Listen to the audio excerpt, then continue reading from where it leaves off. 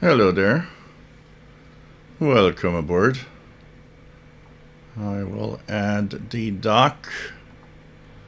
It's always nice to see the live control panel. How many people are connected? And here we go. Control panel. Here it is. And the chat room. Put it a little bigger.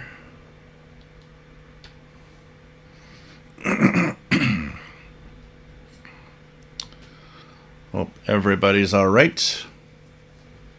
Nice to have you on board.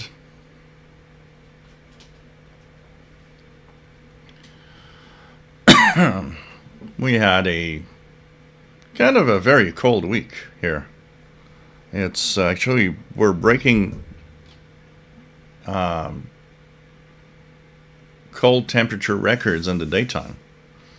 It's supposed to be about 21 Celsius, 70 Fahrenheit at this time of the year. And we're at barely in the 50s. And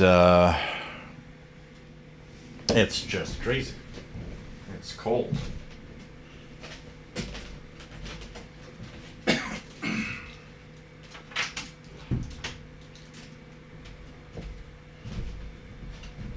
So sorry.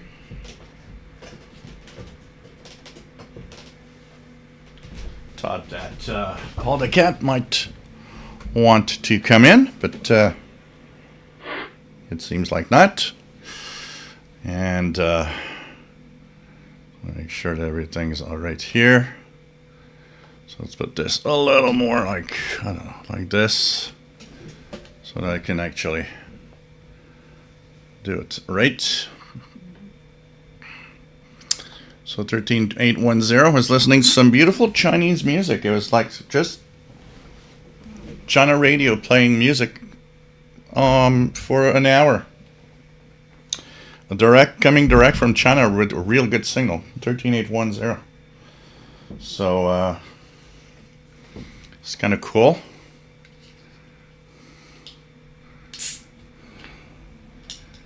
So we're going to start off now. Everything seems all right. People are joining in. Opening my beer. Belgian white ale. There we go. Cheers, everyone.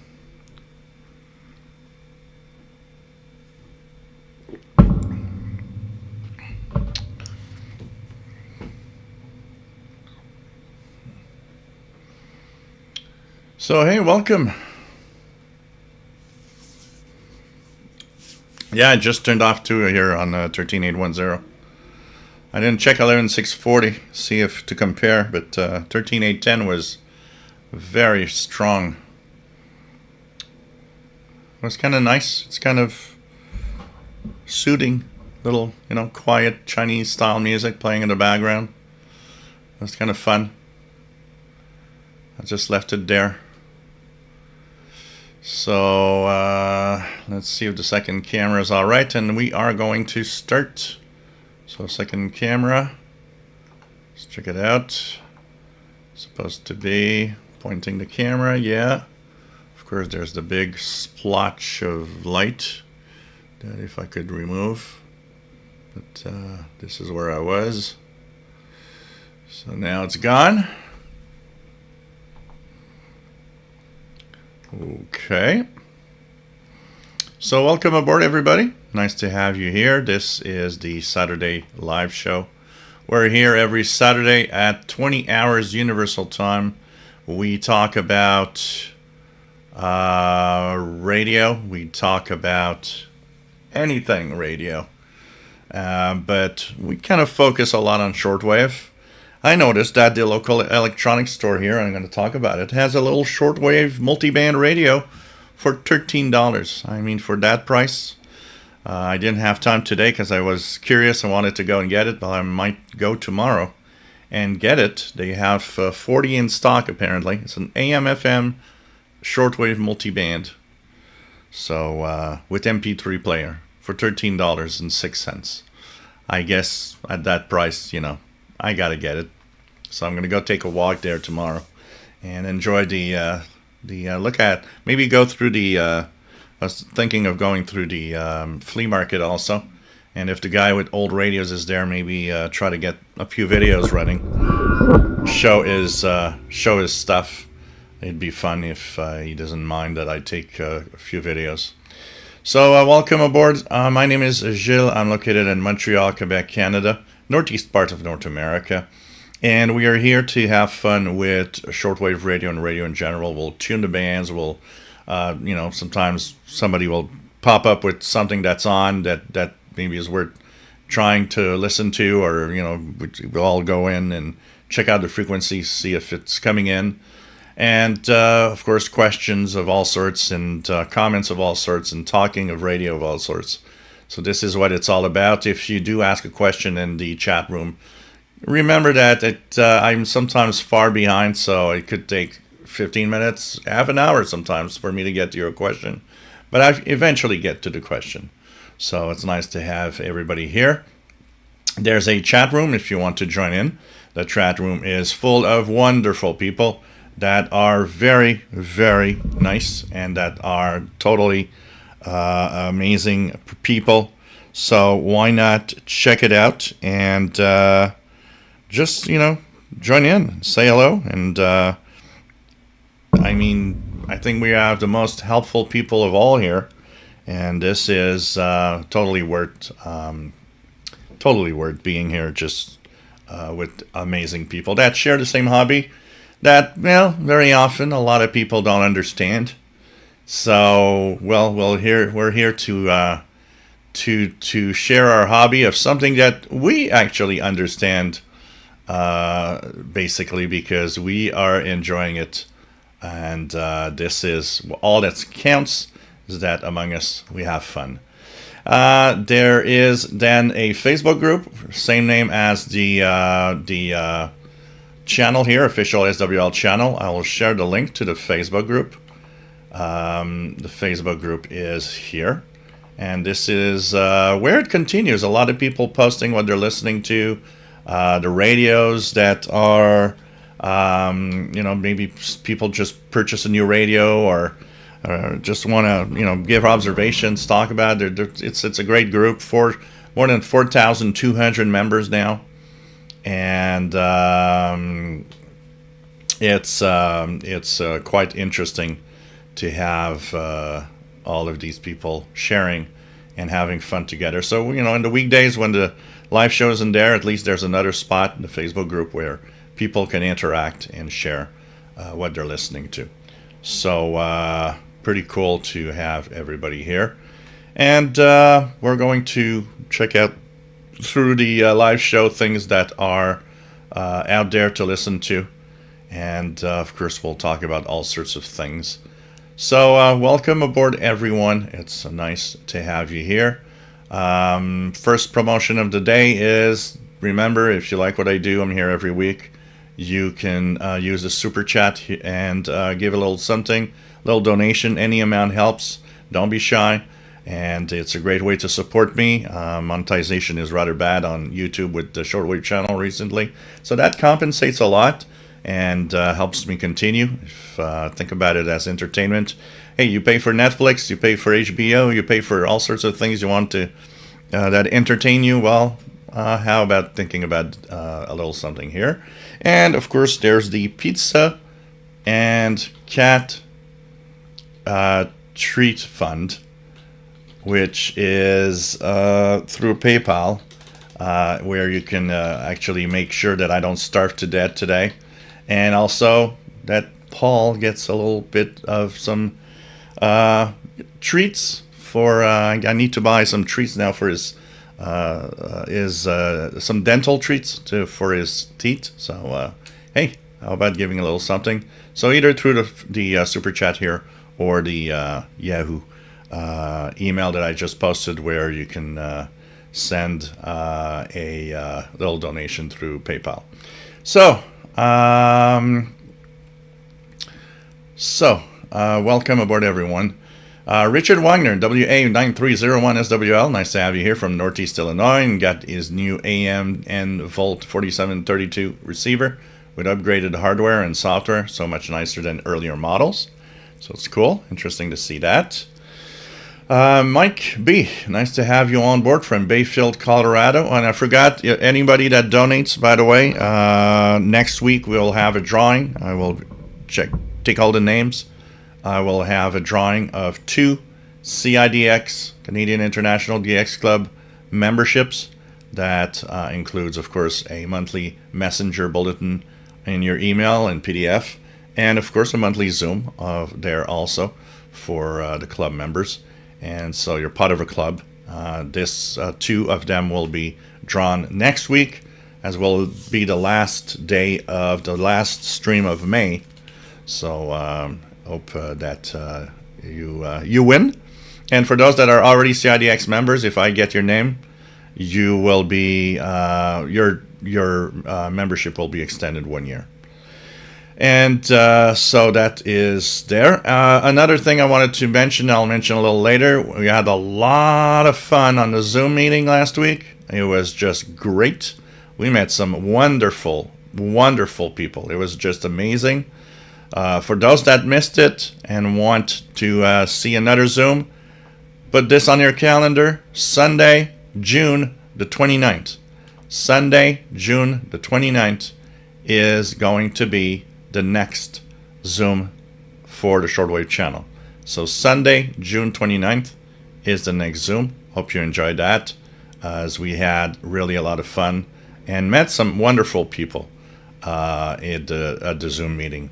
So this is going to be cool. So June 29th, Sunday, I will be sending a link probably starting early June. I'll send a link to the register. Make sure you keep that email, and I will actually try to improve on how people find the link, because a lot of people missed the link or lost the link or didn't find their emails, that email that's sent back when you register. So make sure that you check that out. So Mike B, nice to have you here from Bayfield, Colorado. It's pleasant and a sunny 73 degrees. Pretty cool.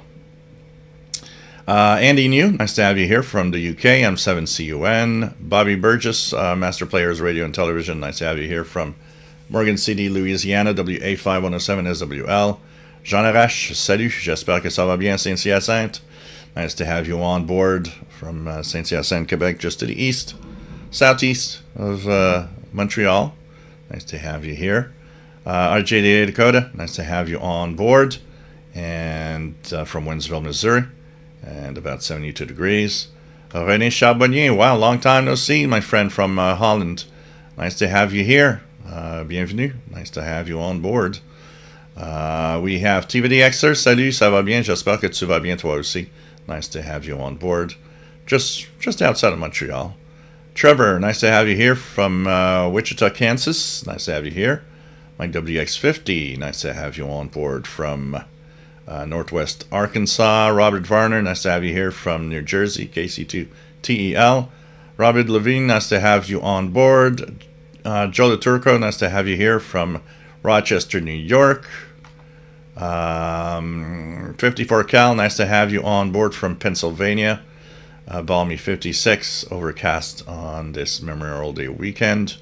Craig Martinetti, nice to have you on board from Ontario, Canada. Don O'Royal, nice to have you here. WA7330SWL from Sun City, Arizona. Old radios. I apologize for last week when Jasmine said they don't understand the attraction to old radios. It triggered me a little. Yeah, well, you know, it depends on everybody. Not everybody, you know, goes like as attraction to old radios. It's sometimes it's a thing of, you know, the past. Sometimes it's you'll have it, but you'll have it later in life when you see a radio maybe that you owned 30 years ago and you don't have anymore. And some just don't. It's also something very peculiar. I remember when I had my first big tube receiver, the World War II receiver, when I was a teenager. I mean, I understood that this is old technology, and old, and a receiver that has, like, it's decades old. And for some reason, there's something special about it for me. It's like this Westinghouse International right here. This is 1949 tube receiver. Turning it on, there's some magic in it. It's like this thing from 1949 that still works well is giving me a lot of pleasure because of just the fact it's an old receiver. It's, and you can't explain that. Some people just don't care. And some people don't see what's the problem with that. It's like, well, yeah, it's an old piece of junk for a lot of people. It depends on, a lot of factors. It depends sometimes on our understanding of electronics too. I mean, we are today with our little, receivers that are just all kind of very, electronics and little chips in here and stuff that we don't like, it's all the packaged. And then we see these old things with tubes that glow in the dark, and that just are amazing. One thing that I find sad of today's electronics is that you don't, for a guy that like me that did study electronics and all, it's I don't have the fascination anymore when I look at a circuit board of a radio like a Texan PL 368. You look at the circuit board, it's like a couple of chips, a couple of here, a couple of this, and that's the radio. And you're like, yeah, okay, well, that does it all. It's not the same feel, the same thing anymore. It's, I don't know. It depends. Augustin Bernard, nice to have you on board. Nice to have you here. Keegan DXer, nice to have you on board from Northwest Arkansas. Augustin Bernard is from British Columbia, Canada. Nice to welcome aboard. Old radios. Well, no, I don't think I didn't detect or see anything out of line, personally. If there was something out of line or anything, I would remember it, and I don't even remember what was out of line on anything you said, so. Hello there, Craig. Matthew 909, nice to have you here, Matthew, from Fort Collins, Colorado. Blogger Die, nice to have you on board from the patio in Virginia, with the ATS Mini and the DX286. Cool. Old radios, used to having people not understand my hobbies and defending myself. Yeah, well, most often there's nothing to defend in our hobby because people understand or don't understand. And there's kind of no middle ground. It's and you understand what you're doing, or you just don't really care about what I'm doing. Because people get intrigued at certain things. For example, some of my Facebook friends that I go to either karaoke with or I met, at some events, notice, because I never talk about my radio stuff. I never. I don't go out at bars and I'm a ham radio operator and I do shortwave and blah, blah, blah. Because I know it's kind of, for most people, it's going to be like, okay. So I never talk about my stuff. People learn when they start knowing me more. So people will learn about what I do, what I am, through, okay, we're starting to have a friendship. You're maybe in my Facebook friends. And you'll notice that I might post a picture of me and my ham gear and doing, amateur radio for a night. So then comes questions, because when you do that, you'll sometimes have that someone out of the blue will be like, so you're a big radio guy. I see your, radio stuff, and I see you say that, you've talked to Russia or whatever. And So I let those that have a little bit more curiosity and just ask the question, and then I will answer what I do. And when you see that person after 5 minutes yawn, you're like, okay, that I think that just was the, now you know, and we're not going to continue there because I don't think you're interested in it. And some are interested in it. There's like a friend of mine that I for years we talked about anything, and someday he learns that I do radio. And he did radio a long time ago, and he's like, wow, I didn't know you did radio. And it got him kind of back into the hobby because it's suddenly there's somebody that he knows that does that, and he kind of, not done that for ages. So, it's I just let things happen naturally and don't really talk about my stuff. And when we get to a certain level of friendship and now they kind of see stuff, I let people come to me talk about it if they want to talk about it, but I will not go to them and start talking about it most of the time.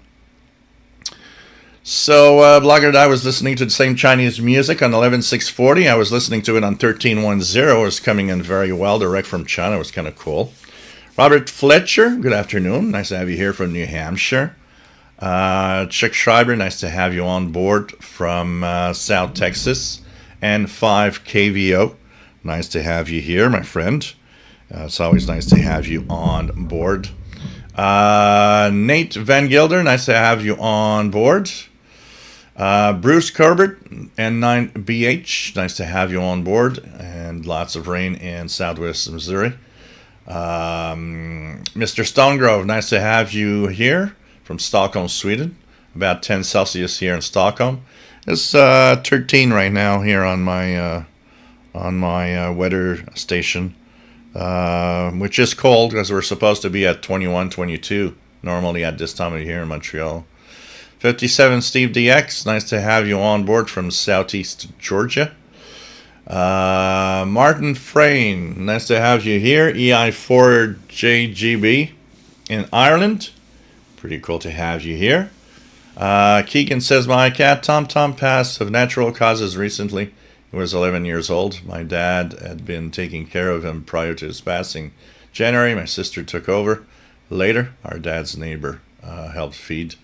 So sad to hear. My friend, this is the dreaded thing that I don't want to think about when Paul the cat will pass on to the other world. I am not waiting for that moment. I know I'm going to be very sad. Tristan, good afternoon. Nice to have you here from Newfoundland. It was nice to see you on the Zoom. Juan Simon, nice to have you here from Spain. John Beckham, nice to have you on board from Northeast Florida. And Fernangi, nice to have you here from Scotland. We have Juan Simon. Can you guys recommend a good antenna for a bug out bag? An MLD30 is easy to bring along anywhere, basically. You just need a little power pack, and that's it. It could be something to think about.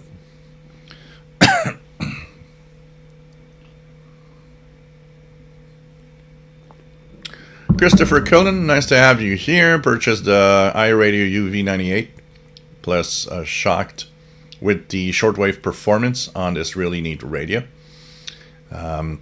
Looks like a neat radio. I was looking at it. I might get one just by curiosity. Honestly, very interesting. It's just crazy for the prices today that they sell these things. What you get now, it's pretty amazing. What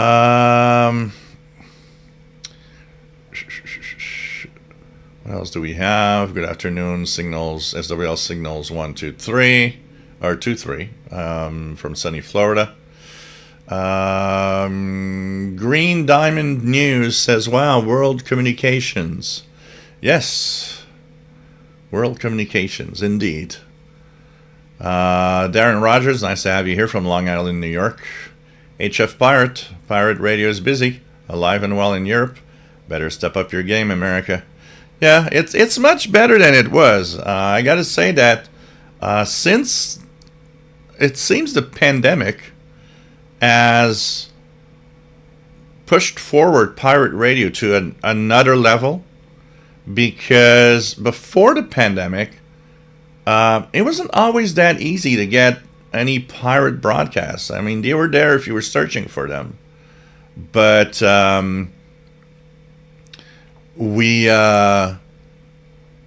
but then the pandemic arrived, and it seemed like there was a pirate every night, and several of them. And since then, the level of pirate activity has gone down, but it's not gone back to pre-pandemic when it was more quiet. It stayed at a certain level. I guess some pirates kind of decided, well, hey, kind of fun. Let's continue. But it's nowhere near anything that is happening in Europe. You guys in Europe, it's crazy, and I'm still amazed that you got these pirate stations that are like 24 hours a day and nothing happens. Here in North America, it's a little more touchy. You couldn't do a 24-hour pirate and just leave it on the air. You would be caught by the FCC or the CRTC here at some point. So maybe it's a little more difficult here and a little more secret, because you could get caught, where it seems in Europe a lot of places just don't care. So it's a very different thing. But it's nice to see. I like listening to pirate radio stations. Johnny73, nice to have you on board from Finland, birthplace of world's largest cruising ships. Cool. Nice to have you on board from Finland. So now we got someone from Sweden. We got someone from Finland. We need someone from Norway now. And Iceland, too.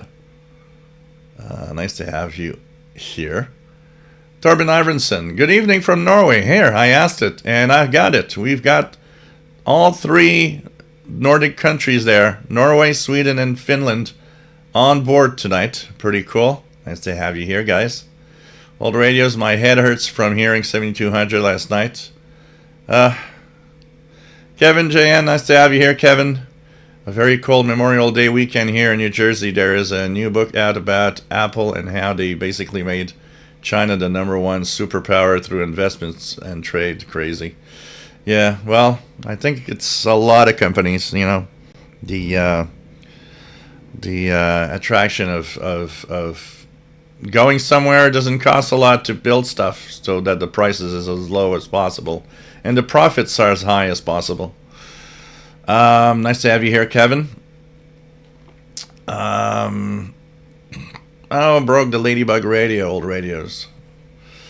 Blogger I spend more time in the live stream than I do on Netflix. Yeah, I guess a lot of people are in that camp, spending more time here probably than a lot of other. And thank you, Kevin, for donation. Thank you, Nicole Phillips, for donation. Much appreciated. I just saw that appear here on the screen on my phone. Much appreciated through PayPal. So yes, catnip counts. Master Players Radio and Television, absolutely. Catnip will count.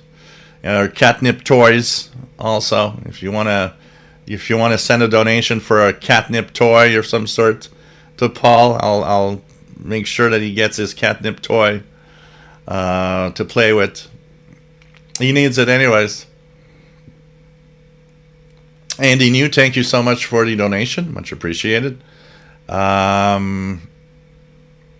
else do we have? Keegan DXer says the Zoom meeting was cool. Absolutely. It was a lot of fun. It was nice to see you too, Keegan. Richard Myers, nice to have you here. KO4OSA. Only thing I'm listening to is Thunder, QRT, and Disconnected here in South Dayton, Florida. Numerous storms. RJ Dakota, I personally don't get Netflix. I have to visit others to see that. I usually have Tubi, Pluto, and YouTube. I know others have Netflix or Prime. So yeah, well, I got Prime not for the video part of it. I got Prime because I ordered a lot of stuff from Amazon, and so it, you know, you start looking at, well, if you pay shipping or not. It's like when you order a lot, it's, well, just get Prime. It's less expensive to pay for that, and then you get all the free shipping. You know, like for most of the stuff, you get it the next day. So I was like, but yeah, you get the bonus of Prime, you know, video. And Netflix, I got it. I'm a Netflix member since the first day it appeared here in Canada. And, you know, from time to time, I'm like, I'm getting bored. Nothing. I don't personally find Netflix that appealing there, but they have this way of putting this new thing on, and you're like, okay, I want to see that. Oh, I want to see that. And so they keep you there by doing this, because overall, I don't have time for TV much, and so I don't really, you know, take a lot of time doing anything Netflix.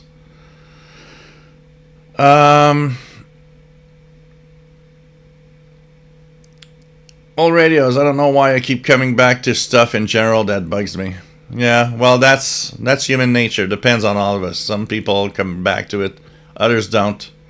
I try to brush it off personally. When something happens that, you know, bugs me, I just try to brush it off and move on to something else.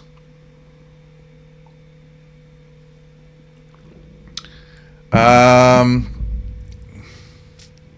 Animal, nice to have you here from Toronto. Old radios, I'm trying to get a friend of mine interested in CB and DXing listening. You know, that the way that works is, if he's interested, he's going to be hooked quickly. But if he doesn't seem to catch on much after, you know, just a few dimes, probably not that interested. Rob's radio channel, nice to have you here. You missed the Zoom meeting last week, unfortunately. So we're going to have a new one on June the 29th. So that's going to be Sunday, June the 29th, the next one, Rob. Anders Gustafsson, nice to have you from Sweden. Another Swedish. Nice to have you here. I miss Radio Sweden deeply. I do listen to their Radio Sweden weekly show online, but I miss them on Shortwave. It was fun. It was a fun listen. It was one of my favorite stations, Radio Sweden.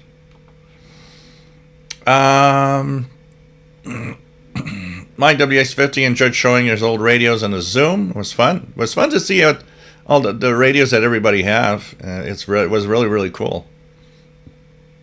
John, nice to have you here from St. Francis. Shipwave DX, nice to have you on board from the Catskill Mountains of New York. Blackguard I missed my realistic DX300. I wish I'd never sold my DX302, I'm going to tell you that. It was a beautiful piece of equipment. Today I look at it online. Sometimes I see pictures and I'm like, oh man, I miss my DX302. Such, you know, not the best radio in the world, but it was my first digital display radio, which was a big step ahead. Those have never, you know, today that's the cool part, is that radios, even the ones that are not expensive, they have a frequency display. It's you know where you're tuning. You're already there. But back in the day, you know, in 1982 when I started, having a radio that had a frequency readout, a digital frequency readout, was quite expensive. So, you know, for the first year and a half, I pretty much listened in on my DX100, not really knowing where I'm tuning, and you know, DXing on that was kind of hard because it's like, you know, not great, and the radio wasn't great too. But I mean, today you get these radios for half the price of the DX100 back then, and they have a frequency display. And when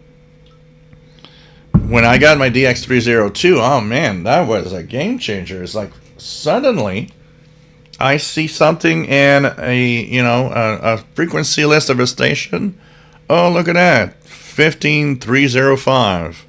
Oh, yeah, I'm hearing it. Oh, no, I'm not hearing it. You already know. No searching, no trying to get to interval signals to try to tune something, because it's the only way you know you're getting to the right station.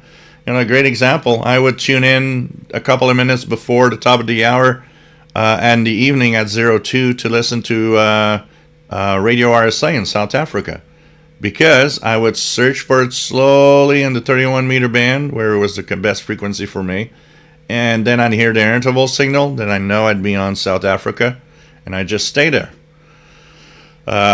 Interval signals really were very, very helpful back in the day, I can tell you that. But I miss my DX302. If I had one for really cheap, I would, a friend of mine had one for $50 at Hamfest. Man, if I had one at $50 at a Hamfest that works, I would get it. I would immediately get it.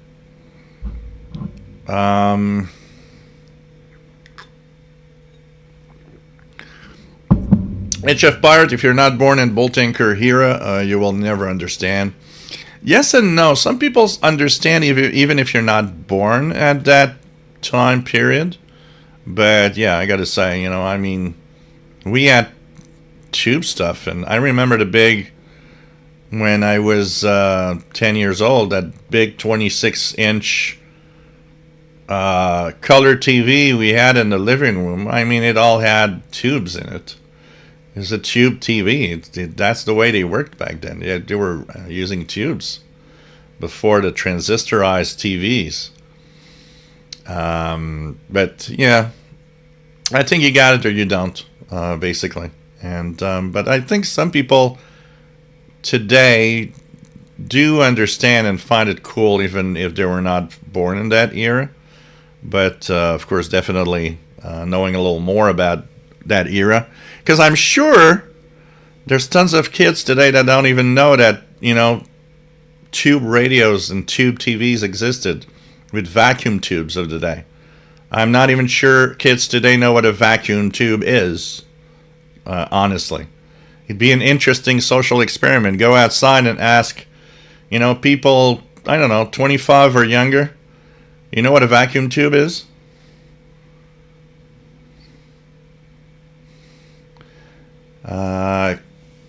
Keegan the Xer keeps old radios that his dad gave to me.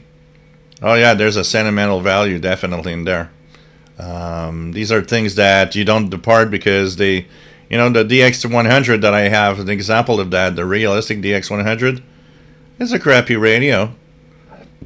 And what it has mostly is a sentimental value. It was my first real shortwave radio. And that started the whole thing, and that's why I'm here today, actually. It's as simple as that. Isabel Signals 23, having fun with my new Toyota Eton Elite Executive, brand new, off eBay for $53. So, cool. Have fun. It's not a bad radio, honestly. It's not bad. It's a radio to have fun with. Sweatcuts W9 IMS on 14247. And let's see if I can hear him here. Let's check it out.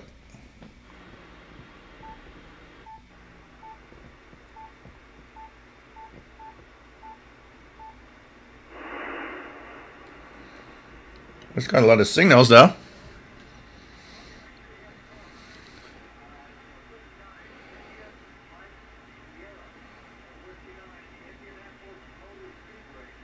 Yeah, I'm hearing him. The Indianapolis Motor Speedway. But he's not very strong right now. But I hear him.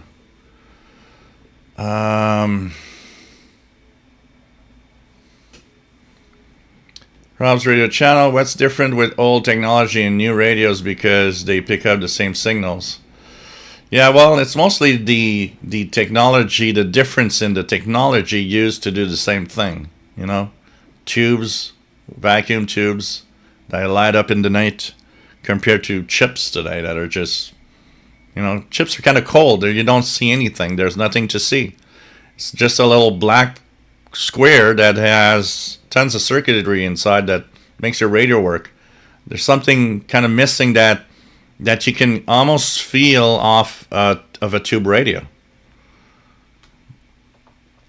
Mr. Squirrel, nice to have you here from upstate New York. John Beckham, Steve Winwood time. Jasmine, nice to have you here from sunny Seattle.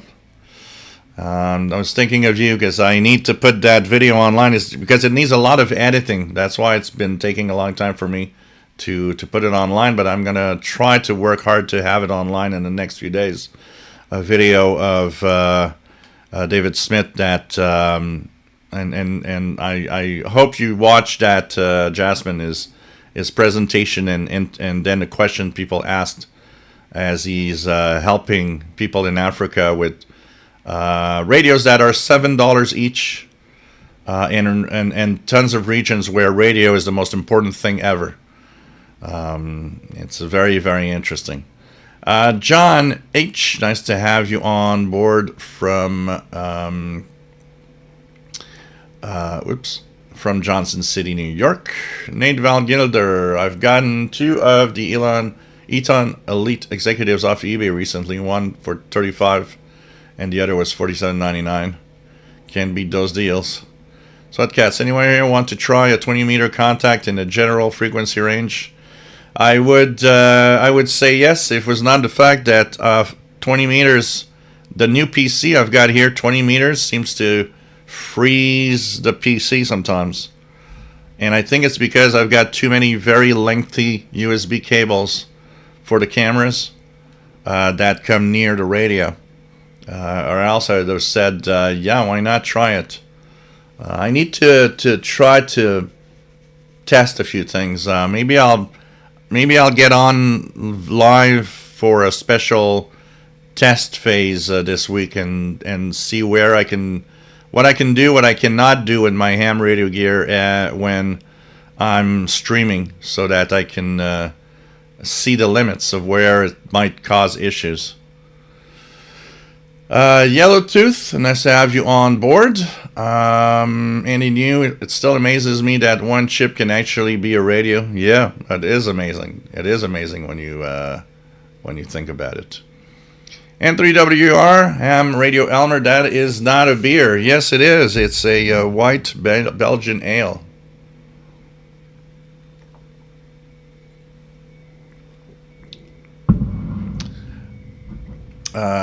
Kevin, nice to have you here. Philip Jones, good evening. Nice to have you on board from North Wales. Valtz, nice to have you on board. And as Valtz says, the 6-meter season is upon us. And I will try to check it out. Nice to have you on board from Latvia, YL3OI.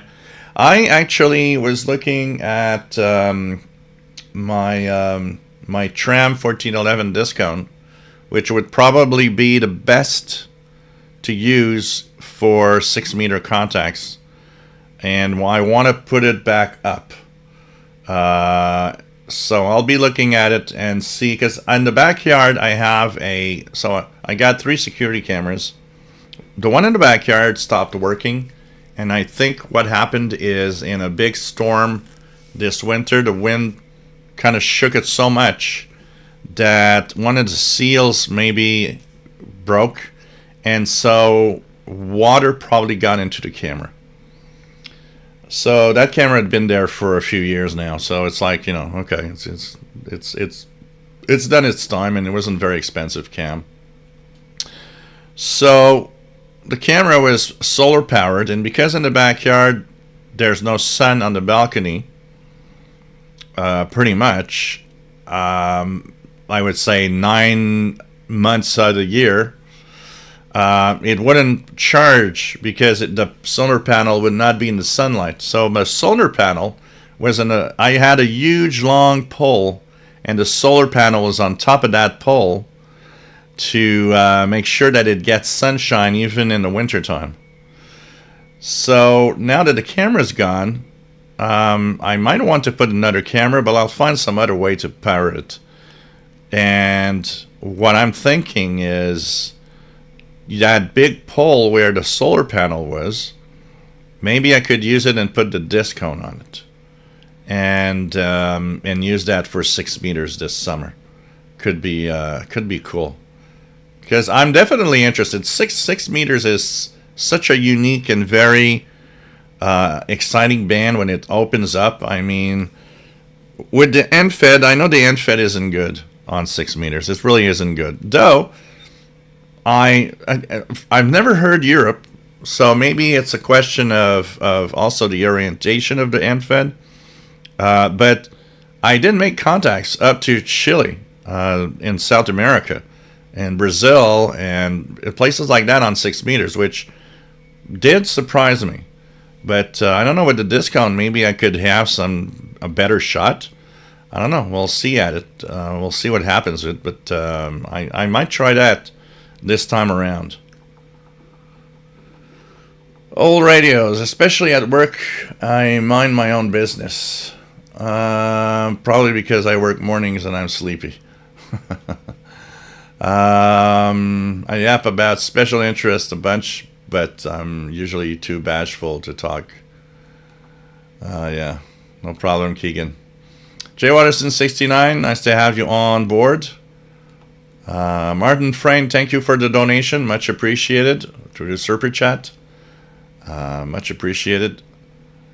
And 3WR, Adam Radio Elmer, SS25 bug out antenna. Nicole Phillips, nice to have you on board, and thank you for the pizza fund. And merci beaucoup, G6PGV. Always nice to have you on board, Nicole.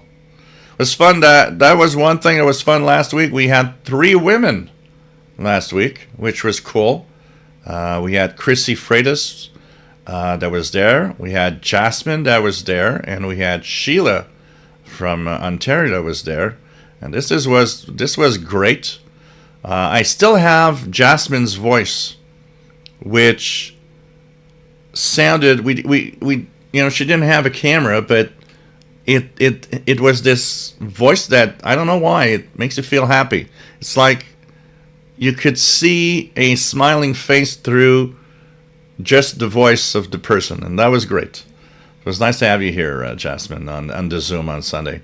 And once again, for those that weren't there at the beginning, the next Zoom will happen on Sunday, June the 29th. We're going to have another one. Sunday, June the 29th. So hope to see you there, and we'll be posting the link for the register first week of June. So that's going to be great. Jim Gordon, nice to have you on board from Dundee, Scotland. Saw your post about your vintage call Israel QSL. I have one too, for their well-known out-of-band frequency of 9009. Yeah, they had a few of those really, really weird frequencies. I remember that. It reminds me of the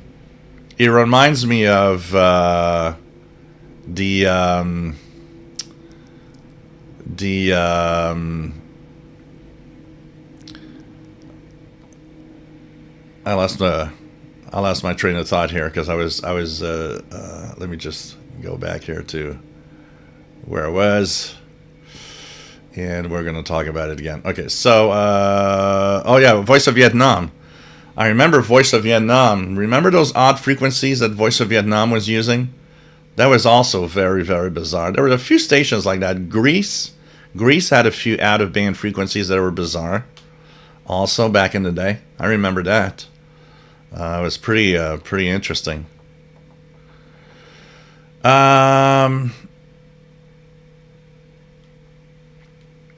Philip Jones, nice to have you on board. The prices of SDR dongles have rocketed from 15 to 50 pounds. Youch. Youch. That's a lot more expensive. Thank you, Rob's Radio Channel. It says for more radios. So I'll put that donation, Rob, in tomorrow. I'm going to go get that $13 radio that I have here at a local electronics store. If you guys remember, I went to Addison Electronics, made a quick video of the surplus store. They, while looking at radios, an ad from that store came up to me, and it was showing me a $13 multi-band receiver. So I'm going to go get that tomorrow and talk about it. Blogger Die, I keep a Sangean ANT60 in my radio bag. Yeah, that is a great little thing to have for most portables that most of them have. And always that little antenna jack that is the that looks like an audio plug. So that ANT60, Sangean ANT60, and variants, because there's a variant from Texan, from XH Data, and so on, are great. I got 2 of them here, and you know what? Half of the time, because when I go to do like my urban de-expeditions, honestly, half of the time I bring, of course, I got 100 feet of wire that I can bring, and I have a little alligator clip. I just clip it to the telescopic, and that's it. But half of the time, I don't even do that. I just bring that little reel-in antenna, clip it to a tree branch near a picnic table, and just sit down with my radios and enjoy that. And it works great, actually. It really works great. London 19657, nice to have you on board from Northeast Pennsylvania. Simon, are there any political content pirate stations in the U.S.? There are some that pop up from time to time. Yes, there are some, definitely. Not a lot of them. Most pirates are music oriented, but there are some. I've heard a few. What else do we have? Madrio DXer, nice to have you here. M7EIW, John, good evening. There are no 24-hour pirate stations on Shortwave here. We do have 24/7 pirates on the FM band in UK, but eventually they got cut, although it may reappear again. Yeah, I was talking more about one of the places that seems to be interesting for that is the Netherlands. The Netherlands is there's these pirates that are on like all the time, which is like, okay, this is interesting. It's as if the Netherlands just don't care about pirates. I don't know. Jasmine, 7200 is best avoided. Keegan DXer says, yeah, along with 14313. Yeah, definitely. PR 4470, nice to have you here from Texas.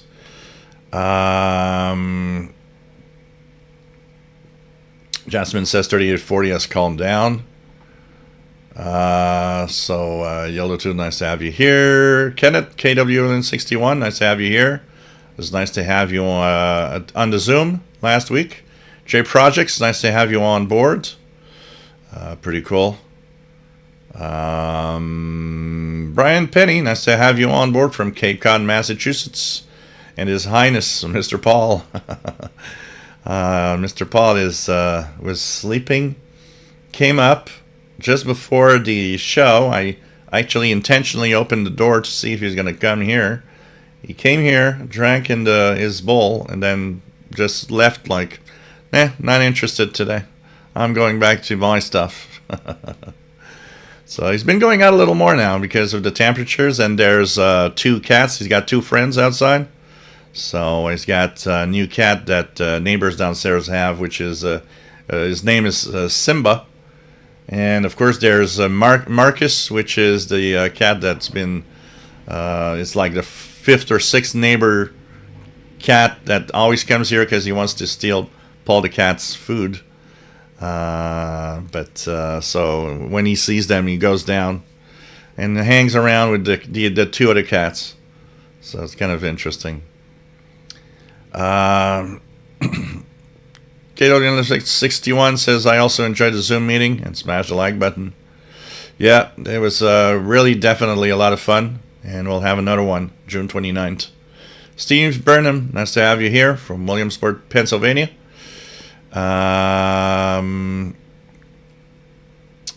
Skip, nice to have you on board. N2EI, pretty cool to have you here.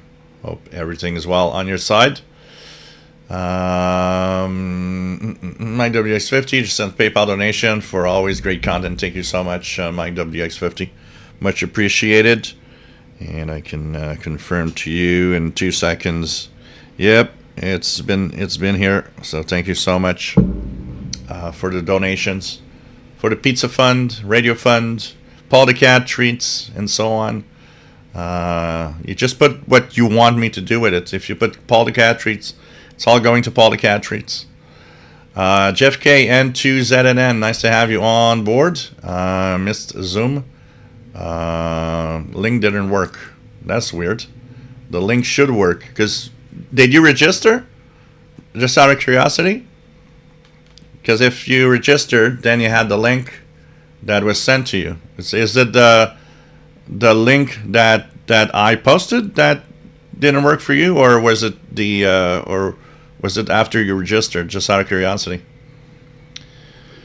RJ Dakota misses a lot of old shortwave stations. Yeah, me too. There's a lot of them that I do miss. Absolutely.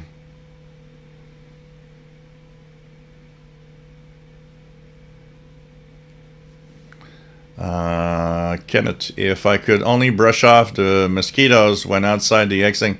Yeah, that's another issue. Here I have that issue here. Because here there's a lot of trees and a lot of grass, and so when the time comes, it's really rough to stay outside in the backyard here. So it's one of those things that I do also have a little bit of problems with. John Beckham, I have been thinking about what you said about listening to shortwave radio and what is on to listen to at certain times.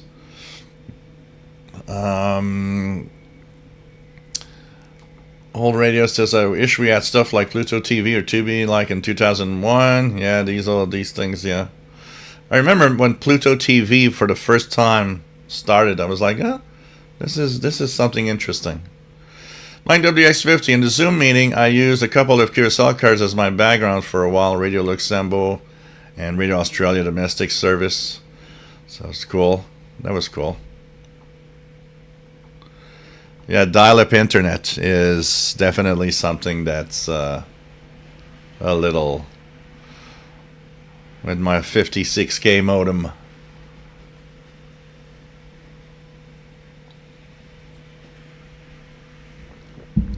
SWL Signals missed the Zoom due to a friend's graduation party. Would have rather been in the Zoom. I mean, I was excited and all hyped up. The different people that are there, and learning from a few people also, like Alan Endelman that had the radio show, and Dave Vosh with his unique music stuff. It was pretty cool, and of course seeing all the people there that I've never seen before, that I have a face now, which is really, really cool. Once again, thanks for those that participated. And the next one will be June the 29th at 20 hours UTC, is Sunday, June 29th. What else do we have? Christopher Cullen, I sold my Mint in the box realistic DX302 receiver. Missed the picture on the box. You don't see that anymore. All the landmarks of the world. Great radio, but what a drift monster. Oh, it drifted. But you know what? For me, it was great, because I came off the DX100 that drifted way more. So moving from the DX100 that drifted so much and going into the DX302, which at least I could listen for, a single sideband signal for a few minutes before I readjusted, was actually a big positive, because it wasn't that bad compared to the other radio.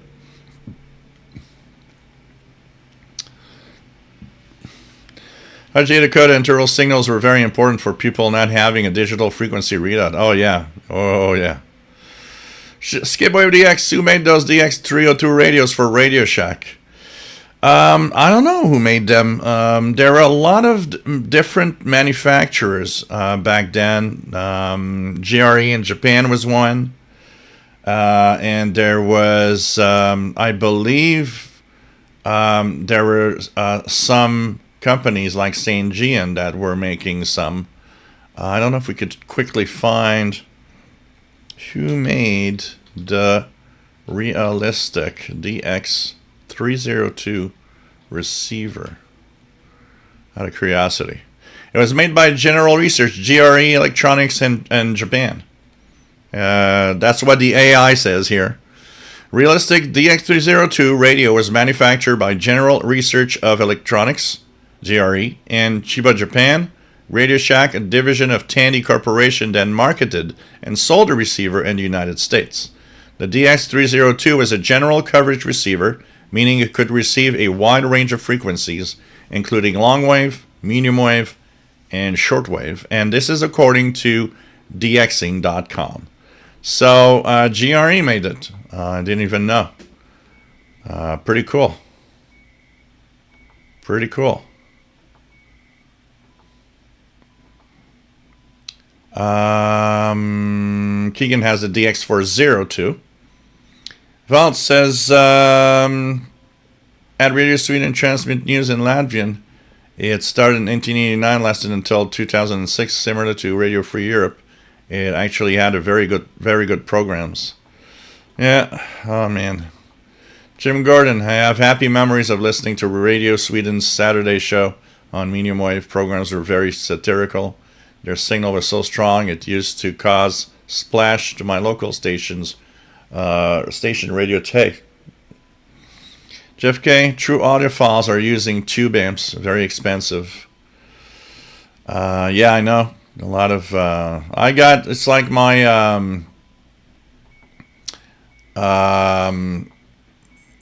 it's like my Marshall tube amp that I have here, which is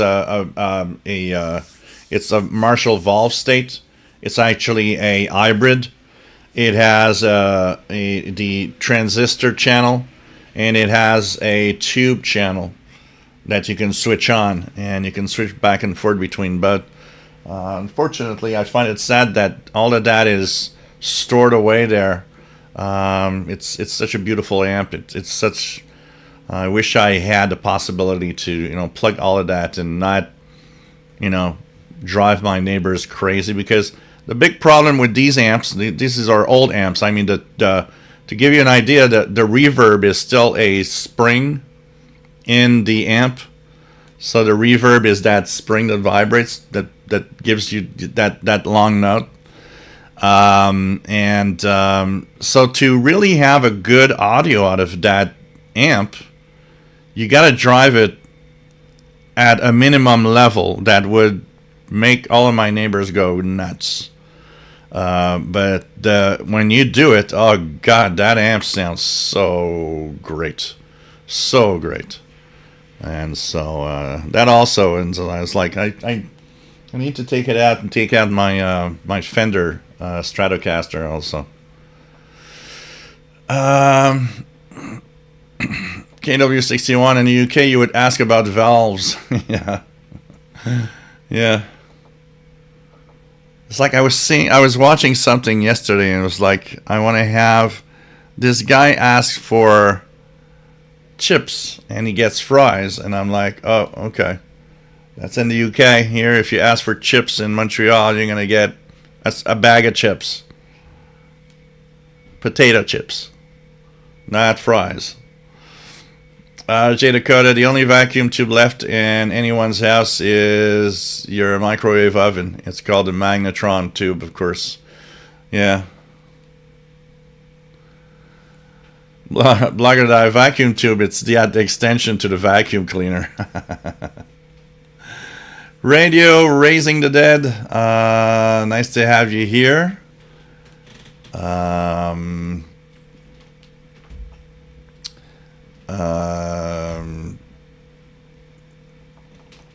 What do we have? So I also have ordered Eton Elite for a US $50 plus to India today. So it's a good little radio. You're gonna have fun with that. And welcome from India. Philip Johnson, remember our TV shop throwing all their tubes into a Kip, I should have saved them.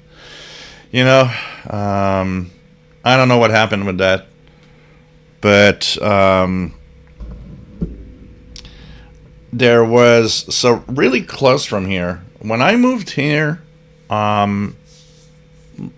little story about tube radios. I was looking for tube radios, but I'm a cheapskate on these things. An old, like an American 5, an All American 5 AM radio. Don't sell me that $75. Okay, it's not worth that at all.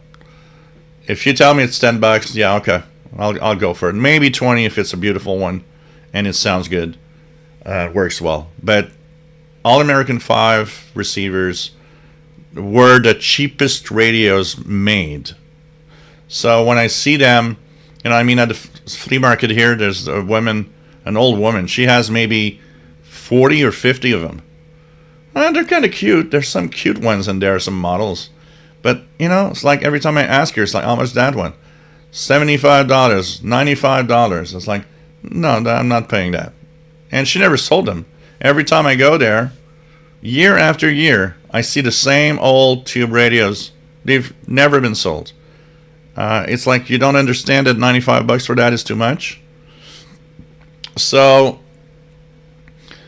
there's a church downtown, that St. James Church, downtown Montreal, and my brother used to work next to the church in a government office.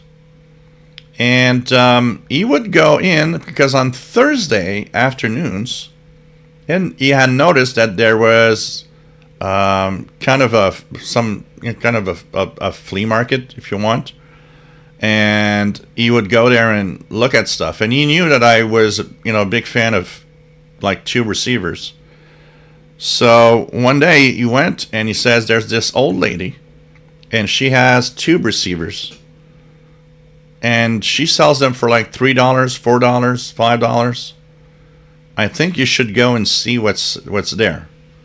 Because he said, I don't know anything about those things, so I don't know what they are and if they're worth it, So in that time period, I had my Thursdays off all the time. So I would go downtown every Thursday, and I would go and check. And I still have a lot of them here in the closet that I need to take out.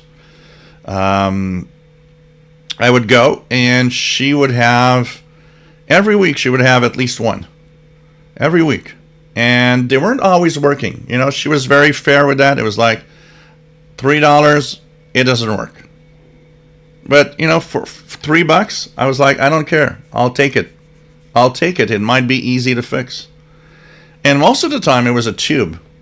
Either a missing tube or a tube that was burnt out and you just need to replace it with a new tube. So I purchased them because here, not even 10 minutes walking distance, there was a TV repair shop. The guy was like 80 years old. And he had walls of tubes. So I'd go there and I'd ask him, I say, look, I need this tube. And, at some point, all the American 5 tubes are all the same. So I would buy one that doesn't work, take the tubes from another radio, put them in, and it's like, oh, it's working. So it's one of the tubes. And so I would just exchange the tube until the radio doesn't work. It's like, oh, this is the tube that's defective. And I'd go there and I said, okay, I need a 12BA6. And he would sell them for like, $5, $10. Most of them were old tubes. They were not brand new, but tested. Every tube that he had was, for the most part, used tubes, but he knew that they were good. So, I would get them for $5, $10. So it was like, a $3 radio, $5 tube. Hey, I got an $8 radio, and now it works. So I found that cool. So I would go there every time. When I changed job, what happened is I didn't have time to go for to fetch new radios, but sometimes I needed new tubes. Sometimes there was something I needed. And one day, about So we're talking there 2001, 2, 3, 4. Sometime around 2005 or 6, I get there and it's closed. But there's nothing. It's not open. And I'm like, oh, maybe the guy's not in today. So I went back to that shop a couple of times until there was a notice in the window that said, the owner died. This is closed permanently. But there was a little note at the bottom of that. There was a note that said, if there's something you're interested in, give a call. And I thought, maybe I should give him a call and ask about those tubes. If I could maybe get those tubes at a fair price for like a bunch of tubes, it would have been a good idea. But I never went to it, and by the time it actually was, I decided that maybe I should do something. Everything was gone from the store, and it there was no more ad or anything. So it was like, okay, it's too late.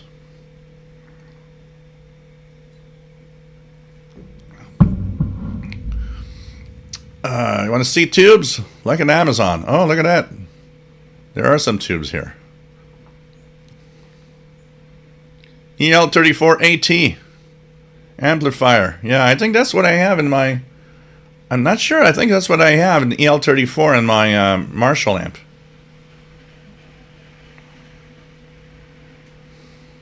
(12AX7). There's a 12AX7 in the Westinghouse here.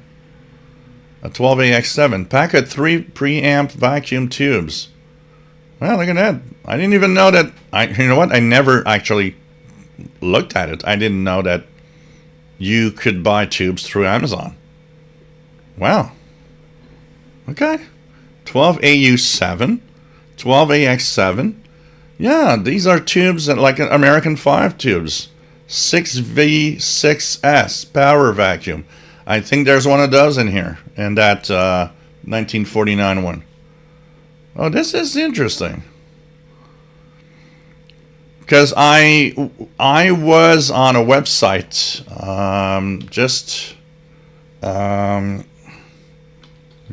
tubes. What was the website I was on? Yeah, I think that's the one. Yeah, the Tube Store. I don't know if you guys ever been there. This is where I looked over the years for tubes. So there's a place here called thetubestore.com. So let me just put the link here, and you guys want to see it. The Tube Store, and they had decent prices most of the time. So the Tube Store. This is the Tube Store. And they sell a lot of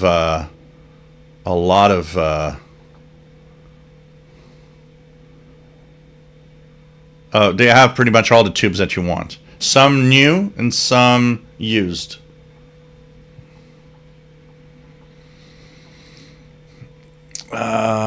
Philip Jones, remember our TV shop throwing all the tubes? Yeah.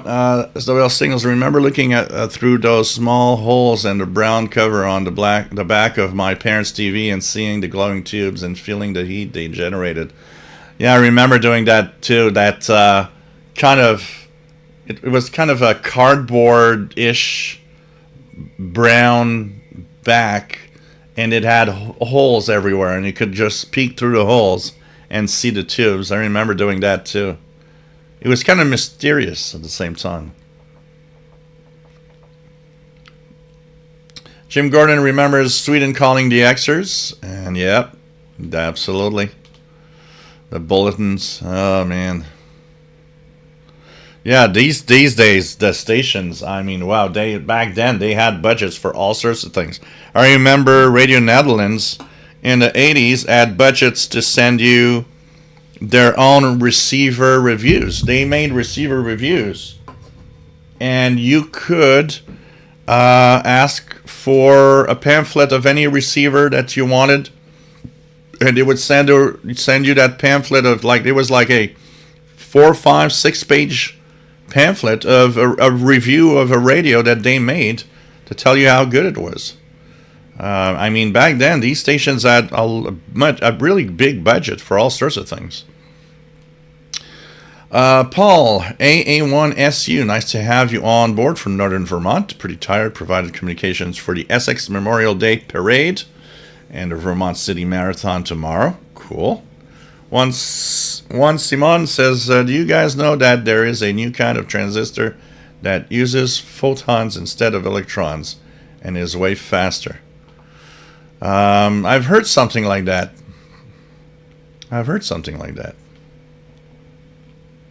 Cool, Jasmine. It's going to be, I'm going to try to put it as soon as possible, earlier this week.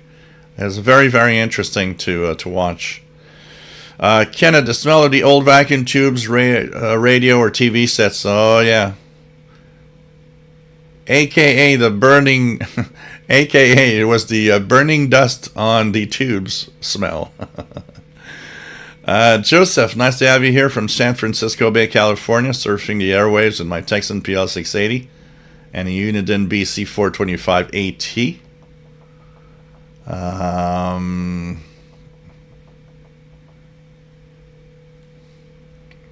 Old radios, I have no beer. It usually calms my nerves. Peter John Fetting, nice to have you on board from South Africa, my friend. ZR6 PCF. Nice to have you here, Peter from South Africa. Old radios, I wish I knew how to change capacitors, but I'm paranoid I'll screw it up and break it worse. Take the time to go online, go to YouTube videos that explain it. On the old radios, if you do it on old radios, tube radios, it's particularly easy most of the time because there's a lot of space, and it's kind of tough to break something when a radio, and especially in a radio that doesn't work and you want to try to fix it. Well, it doesn't work anyways. You got nothing to lose. It's more touchy when we talk about changing capacitors and more modern electronics, because things are like really jam-packed closer together, and you got to be careful not to screw up anything. Radio Raising the Dead, my name is Amar Bir. So nice to have you on board, and keep posting my YouTube radio videos on your Facebook page to the group you have made. So nice to have you here from India. So pretty cool. Pretty cool. Yeah, I've seen some of your videos. Pretty cool. Like it, shortwave radio on Amazon, 1,000 hits. Youch. So Keegan back. YouTube stream crashed on my end after the first 44 minutes. Yeah, but it would be better. It's still better, Valtz, than my NFED. Honestly, it would be better than my NFED. It does resonate. So I don't know. I'm gonna check it out. Can have 4 elements and 2-meter boom with your location, and even fixed to south would work good. I'm gonna check it out. Nate says, stream crashed on me too. Oh, interesting. So it crashed on some people. Here the stream says excellent, so I guess maybe there's some kind of problem that YouTube had. Old radios, like I did with that Ladybug radio. I broke the off volume knob. Now the wings don't raise up or shuts off. To quote Steve Martin in Planes, Trains, and Automobiles, you messed with it until you broke it. Yeah.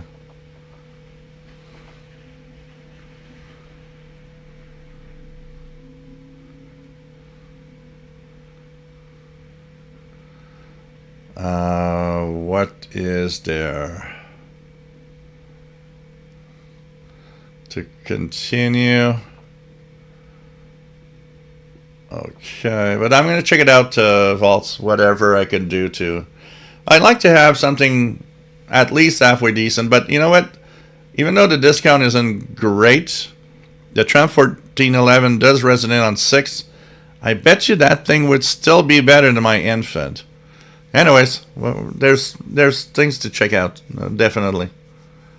Blogger, anybody hear the Vesti FM test transmission for Moldova on shortwave yet? I got a very weak carrier on 17505. I don't remember what day. It was extremely weak. Nothing on the other frequencies that people are posted. But 17505 definitely had a very weak carrier here in Montreal. Not enough to hear really anything on the transmission.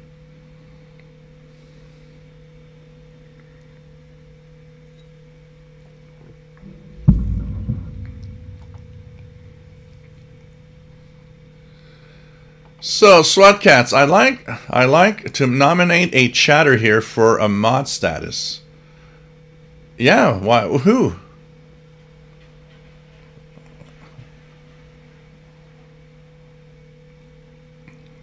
Imagine how good I'll sound at karaoke in Montreal.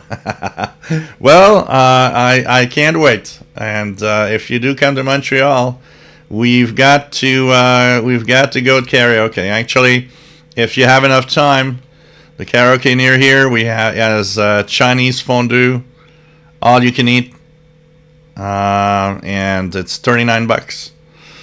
And then it's karaoke all night, so it could be a dinner karaoke kind of fun night. It would be great. So you gotta let me know if you come here.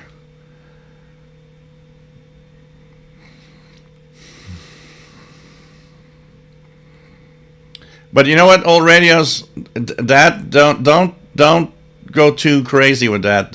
Speaking in a video is an art that you learn. You gotta do it all the time. If you don't do it all the time, you will always fumble, or it's normal. It's totally normal. I mean, you're not born with the gift of getting in front of the camera and talk like I do.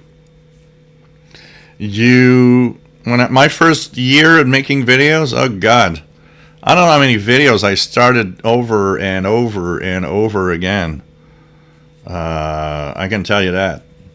So just keep at it. Don't discourage yourself because it's like, oh, I fumble. I'm not. Take your time.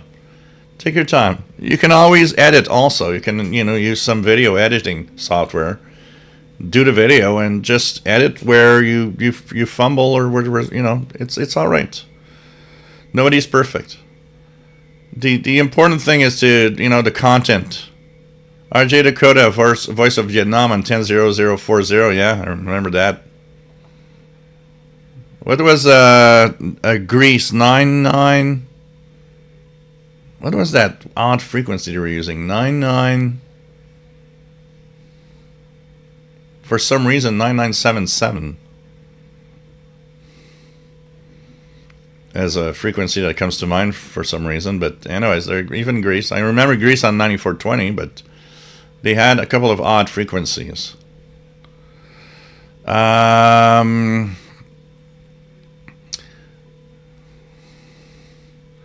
Radio Raising the Dead says DX2D6 is a killer radio. Could have send me a review sample. Good videos on my channel. Mr. Stonegrove, the simple wires with a 3.5 millimeter plug makes quite a difference compared to the whip, even inside, assuming there's not too much interference. Definitely. Eric Cottrell can hear CHU in the background. It's all in your head, Eric. No, yeah, the ICOM ICRD 500 right here is on 7850 CHU. Actually, it's been on that frequency since this morning. And my brain totally, you just told me, my brain kind of blocked it out. I didn't even hear or realize CHU is here in the background with the ICOM. Eric Cottrell loves his Codascend DX2D6, so you got one too. Oh, it's a great little radio. I'm amazed at that little thing. It's just crazy. Jean Arash, as Europe goes DAB and DAB+, no wonder the pirates invade the FM band. Andrea DX, Shell pirate stations have been raided in the Netherlands. Oh, really? And I've been told that fines are really heavy. So also there are 24-hour private stations from the Netherlands that were ex-pirates. Okay, that's interesting. Interesting. Okay. Oh yeah, the U20 receiver. The U20 receiver, Mike WX50, is anyways always a #1 choice SDR to go to for anything. It's just so good. Sam Finch, that's what I do too. Go to local park with either the Texan PL330 XH Data D808 combined with the Texan AN02 real antenna with the insulated clip too. Yeah, it just works great. I mean, it's simple. It's very portable. So you just put that in a little bag or put that in your pocket, shirt, like you have a little jacket, put that in your pockets. And you just go in on to whatever park you want to go to, and you just clip it on a branch, and it's just cool.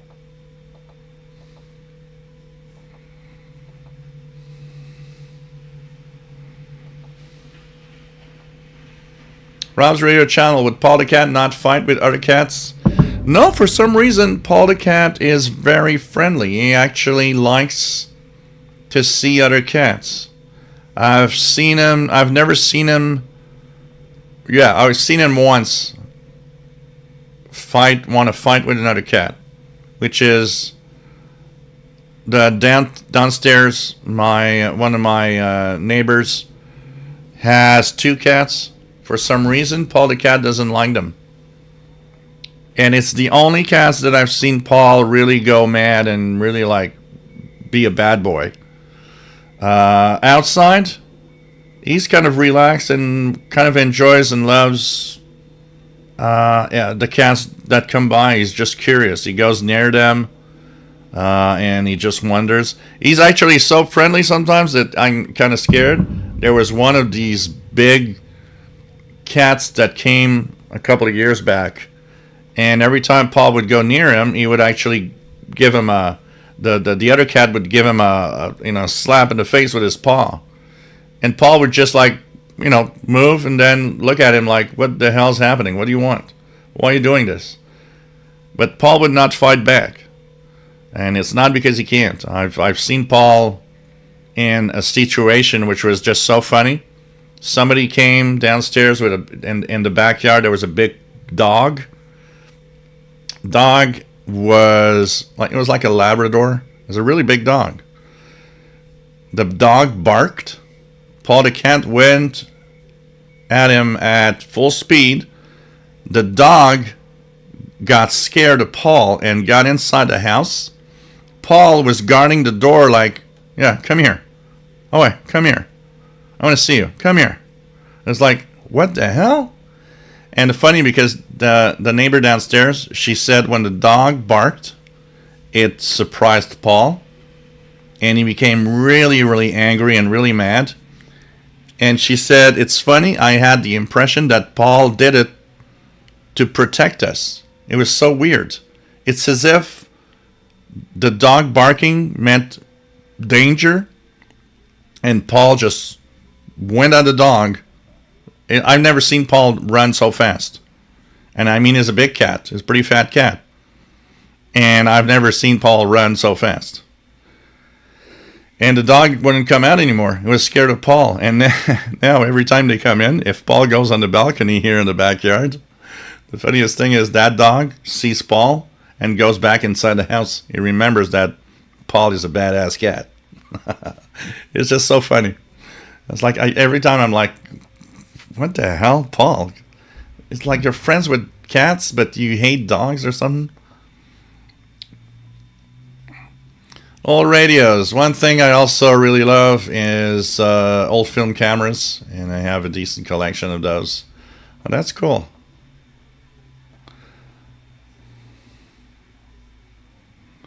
Sam Finch, it's sort of like fishing, but fishing the airwaves. You know, the analogy is perfect. Fishing. What is fishing? It's going out there to try to get something, you know, out of the blue that maybe you've never fished, never heard, never catch it before, or whatever. And shortwave is a little bit like that. The X thing is like that. Mr. Songro, if someone remembers, I sometimes sync the classic version of Avango News on my Palm 5 using infrared to my phone to access a dial-up connection via probably Siemens S45 or wow. Joseph, AI always wrong. Yeah, well, it's not always, but yeah, it is wrong from time to time. My WX50 Realistic DX160 radio was manufactured by GRE as well. Yeah, a lot of radios and a lot of scanner radios. 4 Radio Shack Realistic were made, manufactured by GRE. Paul in Vermont has the Realistic DX160. David Ward, GRE made some of Radio Shack scanner radios. Yeah, absolutely.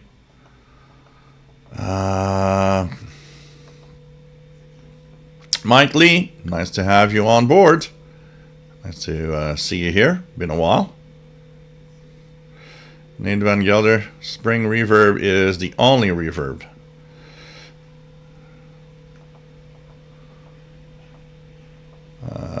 Sam Finch, that's a great thing with nature environments. Your noise floor is a lot lower. Yeah.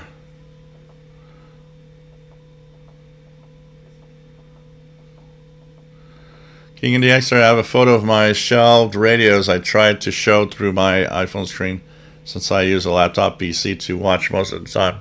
I'll send a photo in an email soon for better quality. All right. That'll be cool, Geegan. That'll be great. Mike Lee got himself an XH Data D808. That's cool. Great little radio. Mike, I have an Ampeg V4B tube amp for my bass guitar.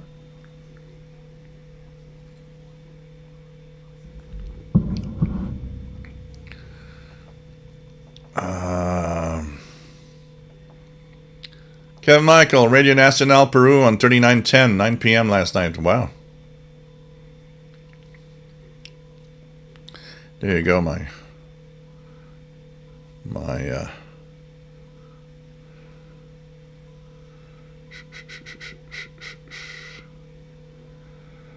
RJ Dakota. So I might have missed a few comments. My the browser, my Chrome crashed, so it's not impossible that I've missed a few comments if I've not answered a question or something.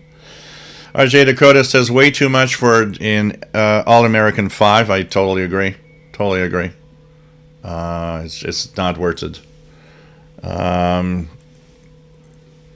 Not counting that you can almost always electrocute yourself in AA5 when you plug it in the wrong direction. I would often change the plug on an All American 5 to have the polarized plug so that when I plug it in, the chassis isn't hot. Because it's easy to electrocute yourself in there. Yeah, it's not always a tube, absolutely, old radios. There are other problems. There are capacitor problems. Some of them worked, but had like a big buzzing sound, so some of the capacitors were probably dried up, especially back in the day, they used a lot of paper capacitors. Escapewave DF, several Autocrafters S38A shortwave radios, vintage, 1948. I restored them and they are mint. They easily have $50 in parts in them, not to mention the hours of bench service to restore them. So, yeah, cores that are cracking, absolutely. Absolutely. Kevin Michael, 2RN Sydney and North-Southwest Australia. What else do we have?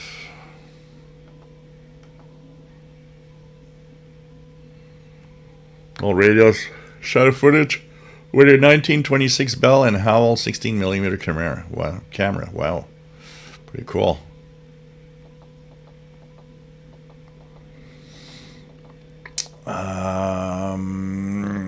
Ken Michael remembers the American 5 plastic radios of the 60s.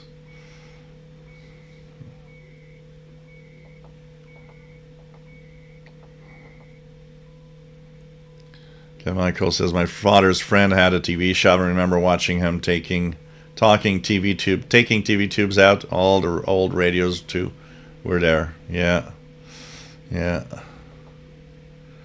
Old radio's got a beer now. Oh ho, better watch it. Justin, in your evening listening videos last week, you showed a website that lists shortwave stations and times. Could you post a link?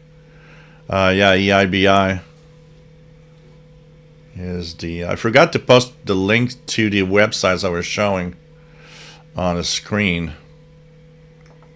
So this is for shortwave schedules. And here's the link. And before we continue, don't forget that if you like what I do, I'm here every Saturday. I do a live show. I know people are entertained, have a lot of fun.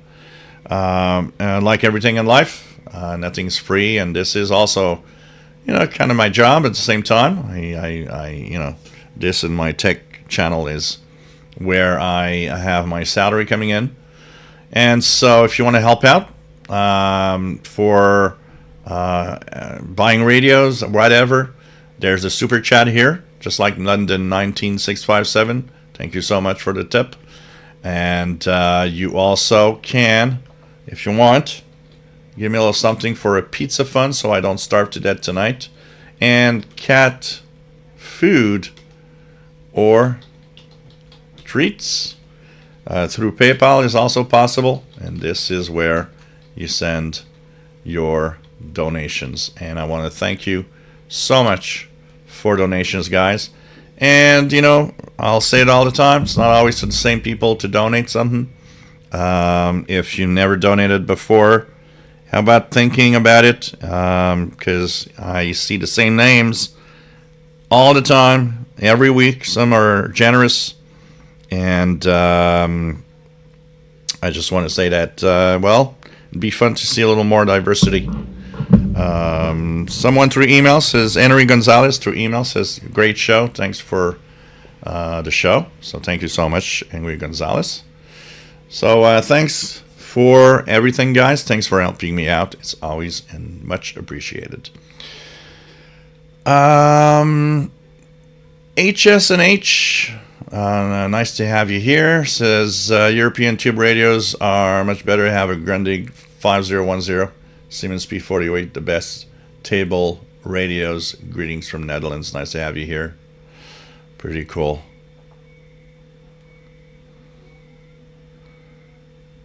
Oh, Jasmine for a mod. Yeah, why not? Why not?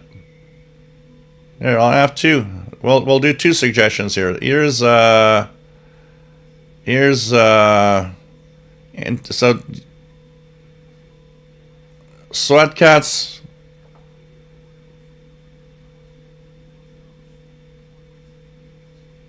Oh, this is new. There's a new menu now when I actually... Okay. Okay.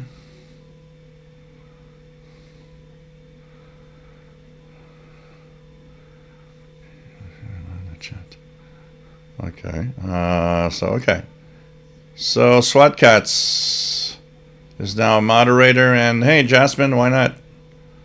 Moderator status. Have you noticed, guys, how quiet it's been and how little crap we've had in the last weeks? I find that really nice. But I guess it's because we have a lot of moderators. So Jasmine and SWAT Cats are moderators. Welcome aboard. Welcome aboard as moderators. So if an idiot tries to do things, you have the power to block him. Okay. Val says, know a guy who worked 90 DXCC countries on 6 meters with resonant wire delta antenna. Or you can do it yourself, HB9CV, 6 meters. It has 80 centimeter boom only. Okay, I have to check that out, and one of the things, Volts, that I realized in the last few weeks is how I am a ham and have not explored enough of all of it.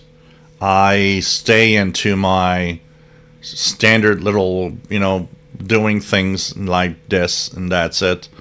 And I have to get out of that. Well, part of it is because I don't have a lot of time, but part of it is, I say it all the time. When we want to enjoy a hobby really well, one of the things we need to do is diversify the hobby. Just on shortwave, I don't listen just to international broadcasts. I listen to utilities and all sorts of things, and so I need to do the same with my ham radio, or unless I'm going, at some point I'm going to fall into the it's getting boring kind of thing, and not do it. Like last night I did some SSB voice contacts, and you know what? What was cool is that last night 20 meters was like, it was Russia all over the place. There were so many stations I couldn't believe, and I ended up getting making at least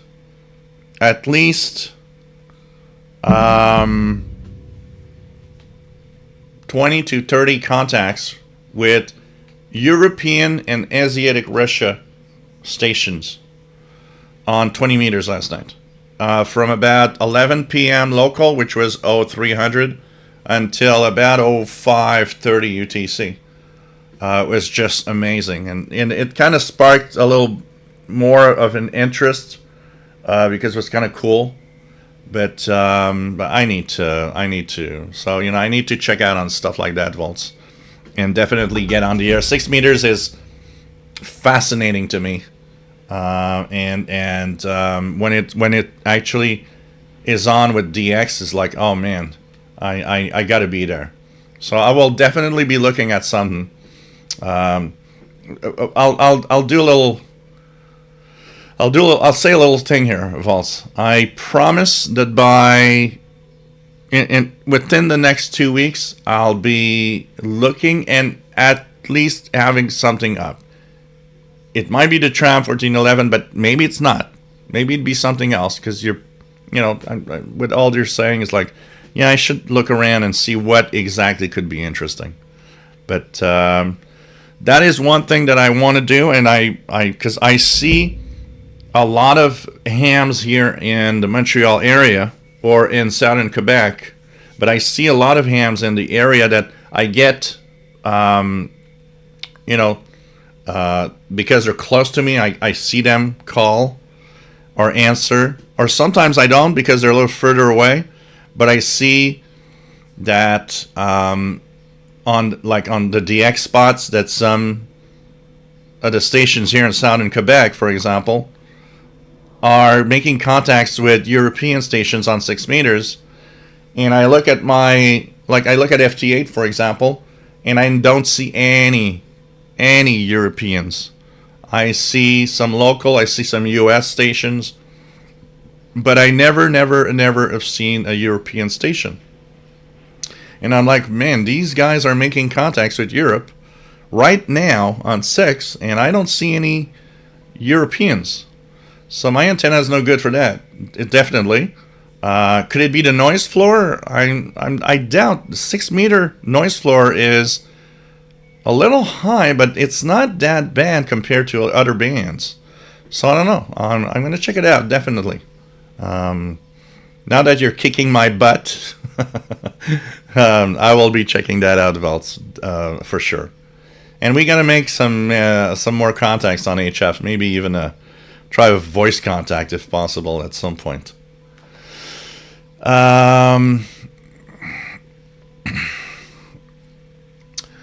Radio Raising the Dead. I have a PL680, but I am crazy to get the PL660 due to its shape. Is there any difference in but in anything who can guide me better than you? They're pretty much the same radio, honestly. You're purely getting a 660 because of its shape, because they're pretty much the same. Blogadite CHU 7850 strong. RGA Dakota Grease above 19 meter, also 15605 and 11605. 997 2.5. Yeah, there's something like that. Yeah, I remember. Old radios, it's actually a Catalan, a Catalan radio. Ken Michaels got 14670, which I heard only once, because of Eric Cottrell, that one time posted, wow, 14670 is very strong, and I thought, okay, let me try it. The only time that skip was so short distance on that frequency that I actually had a strong signal on 14670, because usually it doesn't come in. If I try it now, just to show you guys, I'll go on 1467. Am I hearing anything? Nope. And I'm not even getting, not even a peep of a carrier. I'm in the dead zone of that skip signal, which is not that far away. You know, it's near Ottawa. Mr. Stonegrove, I grew up with several old mechanical clocks in the house, and it's the same as tuning out CHU. A friend stated your house is ticking, but I never really noticed. My dad had purchased a big grandfather clock that has that big clock that goes all the time. Plus, he always wanted to have that clock, the chime ring every hour, and of course it rings whatever time it is. So if it's 1 a.m. it rings 1 chime, but if it's 4 a.m. it's 4 chimes. And it didn't have, it was an old one. It didn't have any of those fancy, it doesn't ring in the nighttime. It rang 24 hours a day. And I had a friend of mine that came over and said, I can't sleep. I said, what? All I hear is clock of the clock. And every hour it drives me nuts. I hear the chimes. I can't sleep. And the funny part is, you know what? My brain has totally washed out that noise. I don't even hear it. I don't even hear it ring. I even told him, I said, one time I actually stood up at 5 a.m. to hear if it actually did ring, because I was sure it wasn't ringing anymore. And it actually did ring. So it's like my brain just phased it out. There's some noise. It's like a noise, an analog noise reducer. Somewhere in the brain, my brain just said, nope.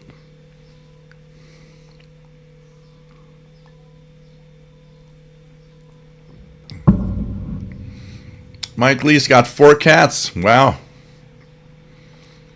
Paul says he's seeing 3 stations on 6 meters FT8 from the Canary Islands. None of them are hearing me.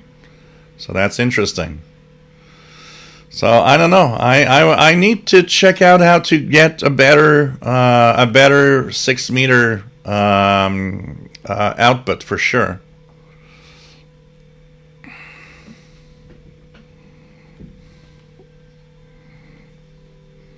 Kevin Michael, VMC, Eastern Australia, 12365 upper sideband with weather for the Pacific Ocean. Wow. Paul says there's lots of videos on YouTube of dogs backing down from cats and kittens. London 19657, I have 17 cats. The smallest one charges the others and they run. That's funny. All right, Keegan, we'll check it out. Yeah, here we go. Oh, look at that. Oh, this is a nice picture. So in the Zoom meeting last week, Keegan actually wanted to show us his radios, but I, don't find it bad the way that you did it or anything, or anybody when they show radios. I myself understand totally that the manipulation of a webcam to try to show stuff is not as easy as it seems, and we often end up not doing it right. So here's some of the radios, a picture that Keegan sent with some of the radios. So here is what we have, and this is a nice picture here, so I could see what's out there. You can see what's out there from bottom to top. That's a nice picture, actually. And as he says, it's a general. There's a General Electric P975F Ethon Elite Field, Zenith R7002 Transoceanic, and a Hallicrafters SX100 that come from his dad. So definitely some cool stuff in here. Look at that. If you take a closer look, the one at the top shelf. Then there's the Ethon, which I have here also. And there. And there's the Zenith. That's a beautiful radio with the panels that open. Zenith. And the Hallicrafters, which is also a beautiful radio. Look at that, Hallicrafters right here. Well, thanks for sharing, Keegan. It's pretty cool. Pretty cool.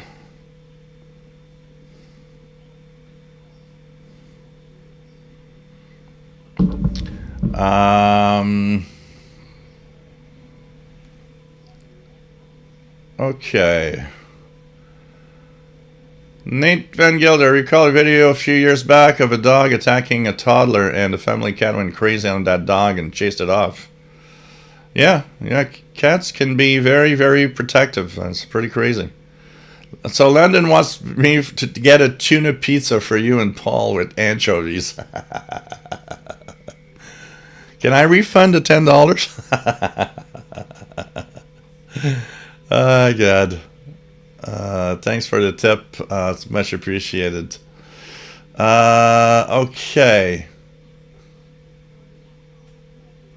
Oh, yeah. It's all right, Jasmine. You don't have to be here all the time. It's not even a question of that. It's the time you are here. If all hell breaks loose, you have power. That's what's much more important, honestly. Yeah, so here we go. Okay, let me go down here. Try to, okay.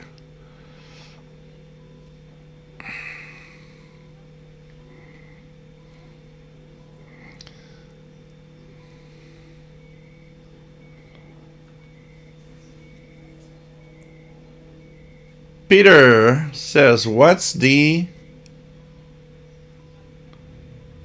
on the screen behind me? That's actually the screen of the icon. I see the icon. That screen of the Yaesu FTDX10. The Yaesu FTDX10 transceiver that is right here has a screen output, and I put it up on that screen. So what you see is that. Actually, I can show it closer if you guys want to see it. This is what it looks like. This is the actual screen of my FTDX10 transceiver that is on that screen right now. So if you're wondering what that is all about, I'm gonna have to give Paul a leather jacket. Yeah, with spikes. You know, the metal spikes on him. He's a tough guy.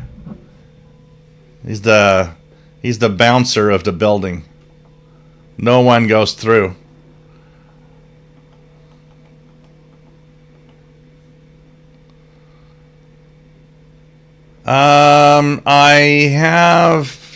I have talked about it, Flyby 11, but maybe it's time to a long time ago. Blogger I might need to refresh. Matthew Crook, nice to have you here. W1MRC. First time viewer, welcome aboard. It's nice to have first time viewers. Hopefully you'll be a regular. So really nice to have you here. Matthew Fernal, nice to have you here. James VW, it's just free. Enjoy the pizza. Thank you so much.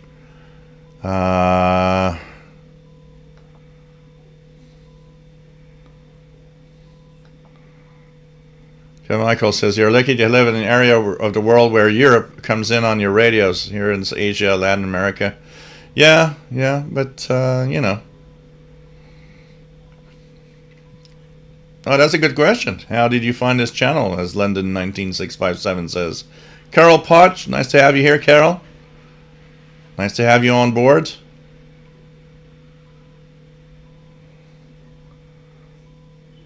No goofy people going on about smelling like beer.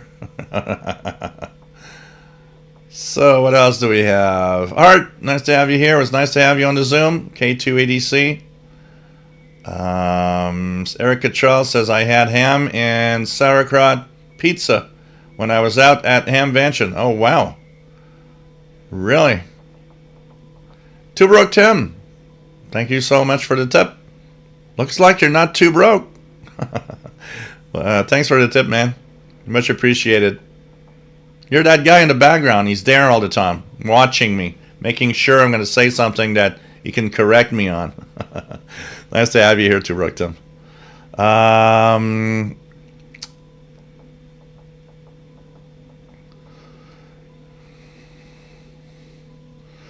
Old Radios ate a burger with a pineapple slice on it. Like, you know what? It probably isn't that bad, honestly. London 19657. The last group of videos were useful and interesting.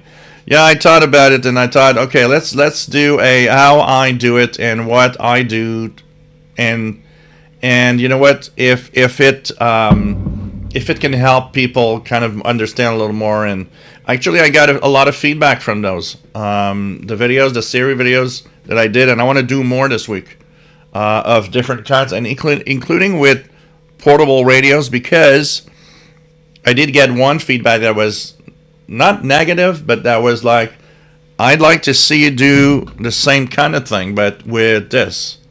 Why? Because I don't have those fancy things, and I'd like to have it with what I have. And it's like, yeah, you're right, absolutely. And I got enough portables to do it with, you know, what most people have or own. So I thought these, and I got a lot of positive feedback of people saying, you know, that series you did of how you tune and how you go around one evening if you want to tune around signals and listen to stuff, and where you get your information and the websites that you use. It was just great. So yeah, I'm going to do more of those, definitely. Thank you, Skipwave DX, for the tip for the pizza, and it's much appreciated. Much appreciated. Take care, Mike Lee. It's nice to have you on board. Hope you see you soon. Paul says, saw you just once on 20 meters FT8 recently. Gave you a call, but you faded away. Yeah, we're quite close for 20 meters, so it might be one of the reasons. I want to do I want to do more and try to, you know, I'm trying also to, I don't know, kind of move a little away of FT8, which is, you know, it's easy. You just turn on everything. Right now, I'm in the perfect position because here, that wall is another apartment, and here the walls are very thin. That apartment is empty until July 1st. There's nobody there. So if I wanted to make a lot of noise and make contacts until 4 a.m., the next month I could do whatever I want until whatever time, and be loud, and I'll be fine until the next tenants that come in. Actually, the tenants that will be there, it's very interesting, come from Ghana. It's two girls, two young adults. They seem to be very nice, and they will be renting the apartment there next door. So it's going to be kind of interesting to see. But you know, when that apartment that's rented, of course, I'm going to stay more quiet in the evening.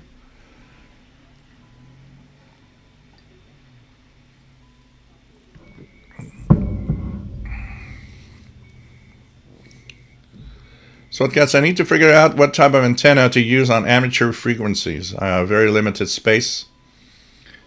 3 power lines, about 10 feet away.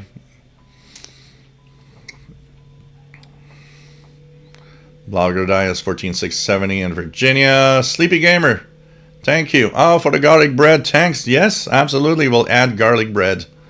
Thanks for the tip, Sleepy Gamer. Much appreciated.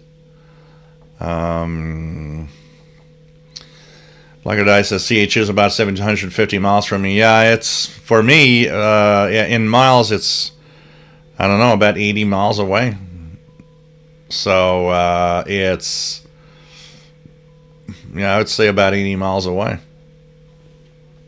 So, I'm in the skip zone of 14670, and even 7850 is not a given. It depends on the, oh, Sleepy Gamer Zoom moderator the extra.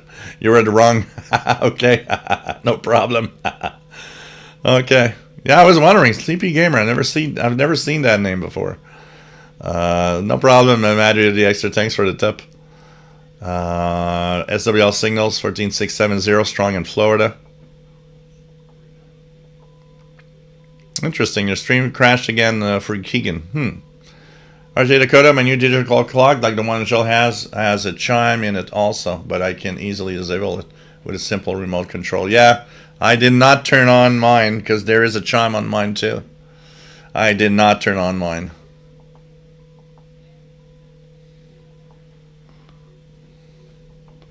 Mike loves those old Zenith Transoceanics. So, yeah, that's cool.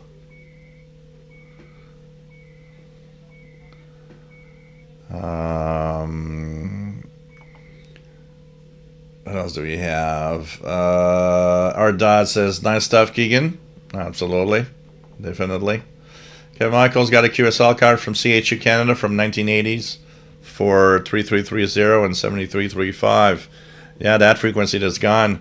I got 2 QSLs. I've got the old QSL they used to do, and I got a newer one at some point when I remember I had read somewhere that they had a new QSL and had written for that at the time. No problem, Jasmine.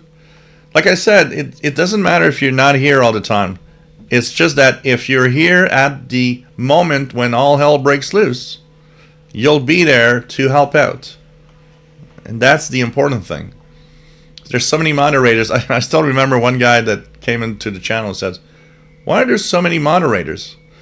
Yeah, well, you know, it fixes things really fast when something goes bad. TV Ostrowski, nice to have you on board from Alberta.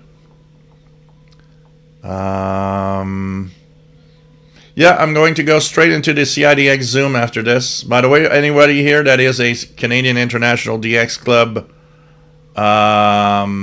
Zoom member, we have a Zoom meeting tonight. Starts at 2300 UTC.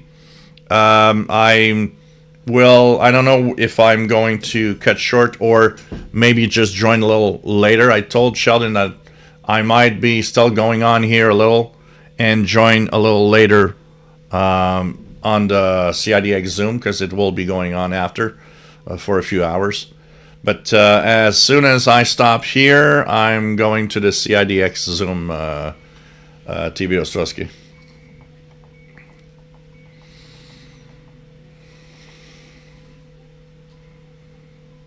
RJ Dakota, who manufactured the Odyssey game consoles? Wow, I don't know. Magnavox? Swatcat says Magnavox. So maybe.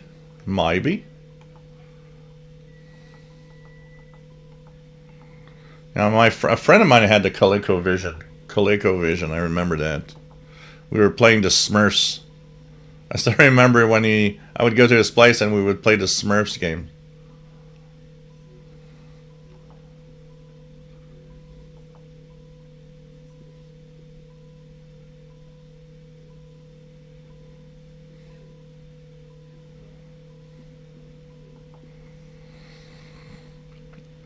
Okay, what else do we have? Let's go down. Let's go down.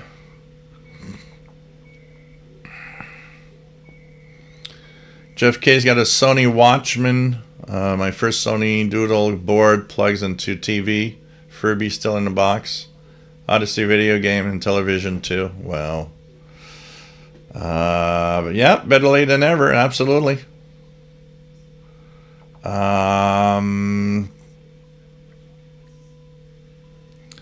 What else do we have?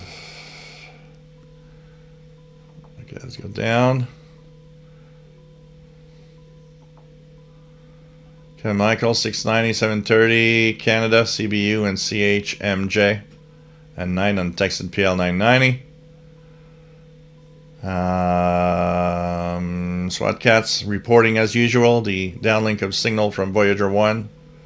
I read a article this week about how they've turned back on the original thrusters for the Voyager spacecraft because they were running on backup, and the backup thrusters apparently were kind of not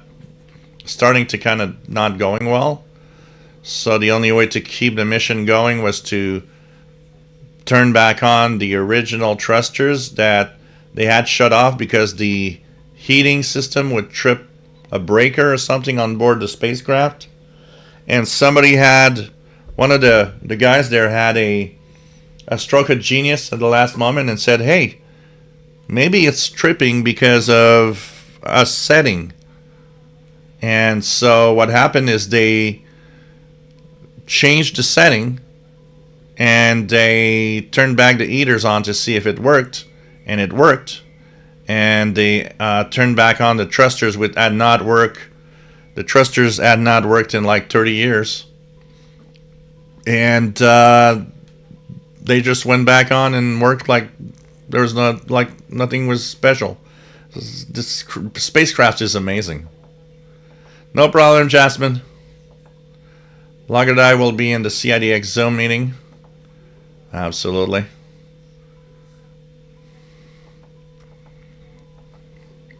Mike renewed his CIDX membership today. Cool. Cool. And for those that don't know, we have a club called the Canadian International DX Club. And I want to thank them because they are the ones that are giving me the permission to use the Zoom, the CIDX Zoom, to make our Zoom meetings. So I want to thank Sheldon Harvey and the Canadian International DX Club for that. If you've not seen the bulletin, never asked for a sample copy, remember that CIDX has a sample copy for you if you never asked for one. If you want to see what it is, the bulletin we have every month, the messenger, where I have the utility column. And we have a monthly Zoom, and it's not just subscribing to a bulletin that you're doing. You're actually being a member of a club. And the CIDX Club is for everybody. It might be Canadian in the name, but it is international in its scope and what it does. Eric Cottrell has a wonderful amateur radio article every month. I have the utility column every month, and Mika Dalmage that sometimes we see here as the very interesting QSL column. And there's a lot of stuff in there. As the bulletin sometimes goes up to 100 pages because there's tons of things in there. It's for everybody, and it's inexpensive. It's an electronic publication, but like I said, you're part of a club. And you're like tonight, there's the Zoom meeting. So check it out. Go to this CIDXclub.ca webpage. Check it out. And why not subscribe if you feel like it. Sheila, nice to have you here from Belleville, Ontario. It was nice to see you at the Zoom last week. Welcome aboard. Matt, nice to have you here. MDK2 in Denver, Colorado. Always nice to have you on board. Let's check it out here.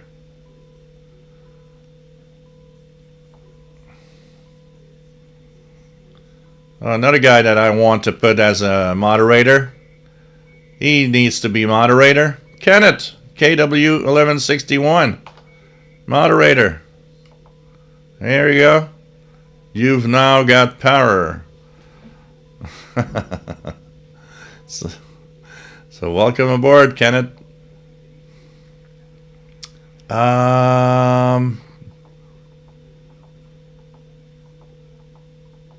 What else do we have?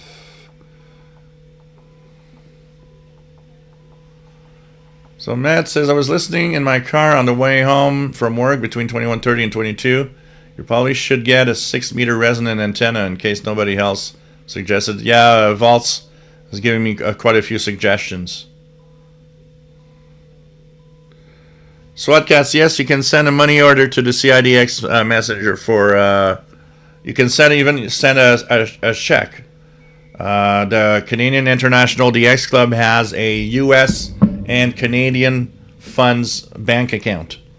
So you can send a check on the U.S. bank. It's going to work also, if you want. But a money order will also work. Absolutely. So no problem, SWATcats.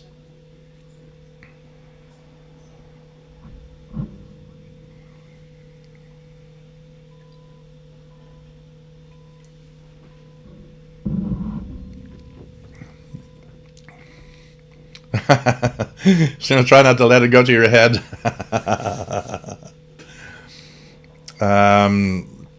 Yeah, well, you know, I was worried about that a little bit. Maybe he's gonna be like, okay, now I'm gonna stop being funny. I'm gonna start being angry at everybody. Oh man. So. Okay, hey, we're down to chat. Pretty cool. So it's nice to have everybody here. Do we have a few stations? I think at this time, one station we should look at is Turkey.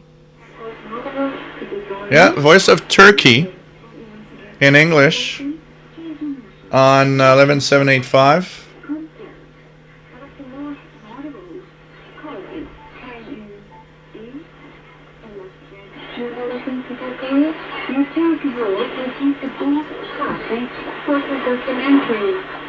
It's not super strong, but it's there.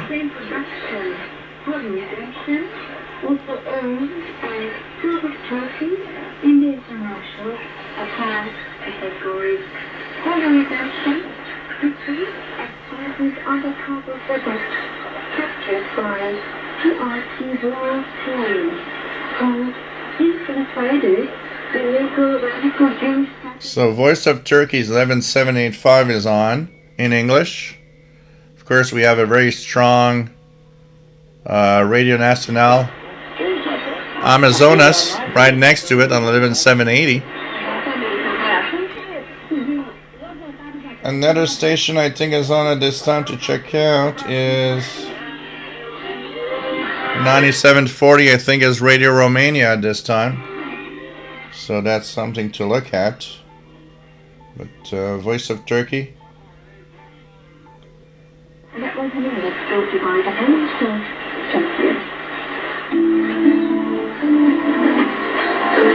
Somebody had mentioned that Radio Voice of Turkey is so close to Radio Nacional Amazonas that they wonder why Turkey has not moved frequency 5 kilohertz more to make sure that they're not actually being interfered with Brazil, that often is actually much stronger. So yeah, definitely.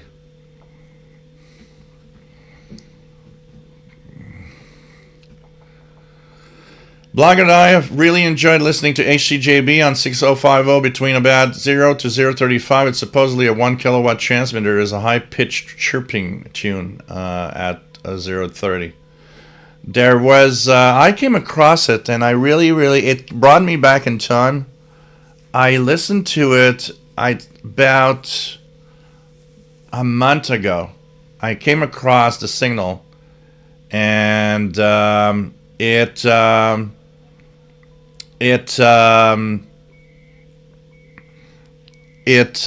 was playing the characteristic Ecuadorian music like we would hear on HCJB back in the day.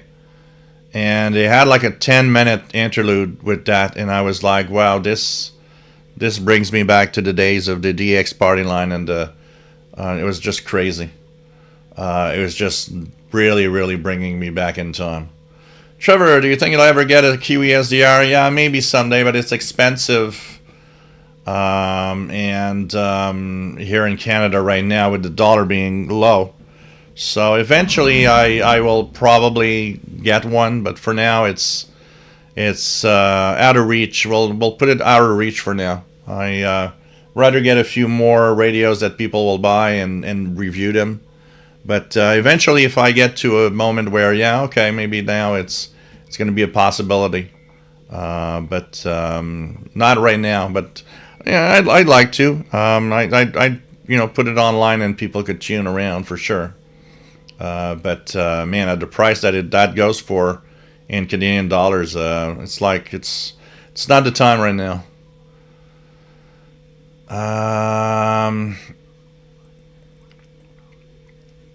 What else do we have? Turkey. Smith Stonegrove, that's what he's on right now. Turkey. Yep. Black or Die. Turkey here on 11785, 50 dBu. Is that means anything? Joseph 11780 coming in stronger for me, drowning out Voice of Turkey. Yeah, that's why we there was a lot of talk about, why doesn't Turkey move on 5 kilohertz higher? It'd be fine. It'd be a little further away from Brazil that's washing it out, basically.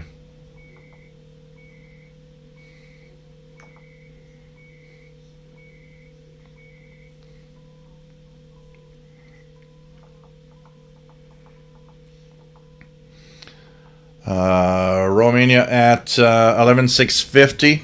Do I have it here?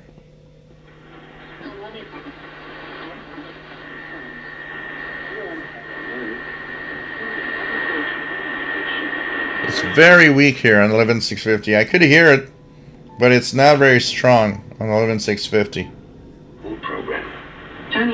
Much better on 9740. And made a sequel to the documentary, which raises several questions. Did the villagers manage to overcome their lack of trust in any collective decision or in any leader? Did they manage to associate themselves so that their voice could be better heard? We asked Șerban Georgescu to share his experience of working side by side. So Radio Romania, 9740 is not bad. Absolutely.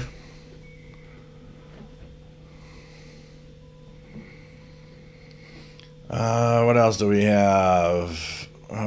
we have? Robert Thompson, Radio Estéreo de España, 15500. My favorite shortwave station. Listen in the evening. Yep. And they are in English. They are in English also. Yes, absolutely. Chuck Schreiber. Here we go. Nominated by MDK2, Matt. Chuck is now moderator. You're a moderator. You're a moderator. You're a moderator. We are at that Oprah moment of the show. So Chuck, you're a moderator too. I mean, yeah, why not? Why not? Kevin Michael at 9 HDB was on 690 kilohertz per week. I missed that station with the party line. Yep, DX party line. That was great. DX party line. And here we go. Skylar Phoenix, nice to have you on board from Colorado. Robert Thompson is saving up to get the Texan PL330. Once my beloved Reticus V115 no longer works, you'll see it's a very big step up, and you'll have a lot of fun with the Texan PL330 for sure. So,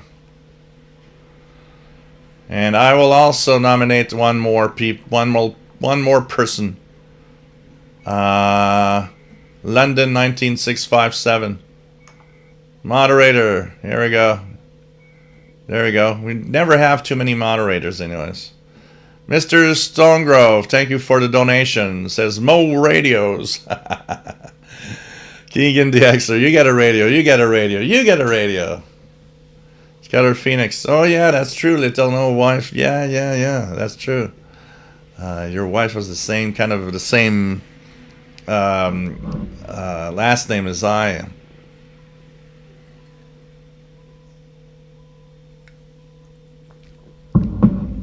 So it's nice to have everybody here. So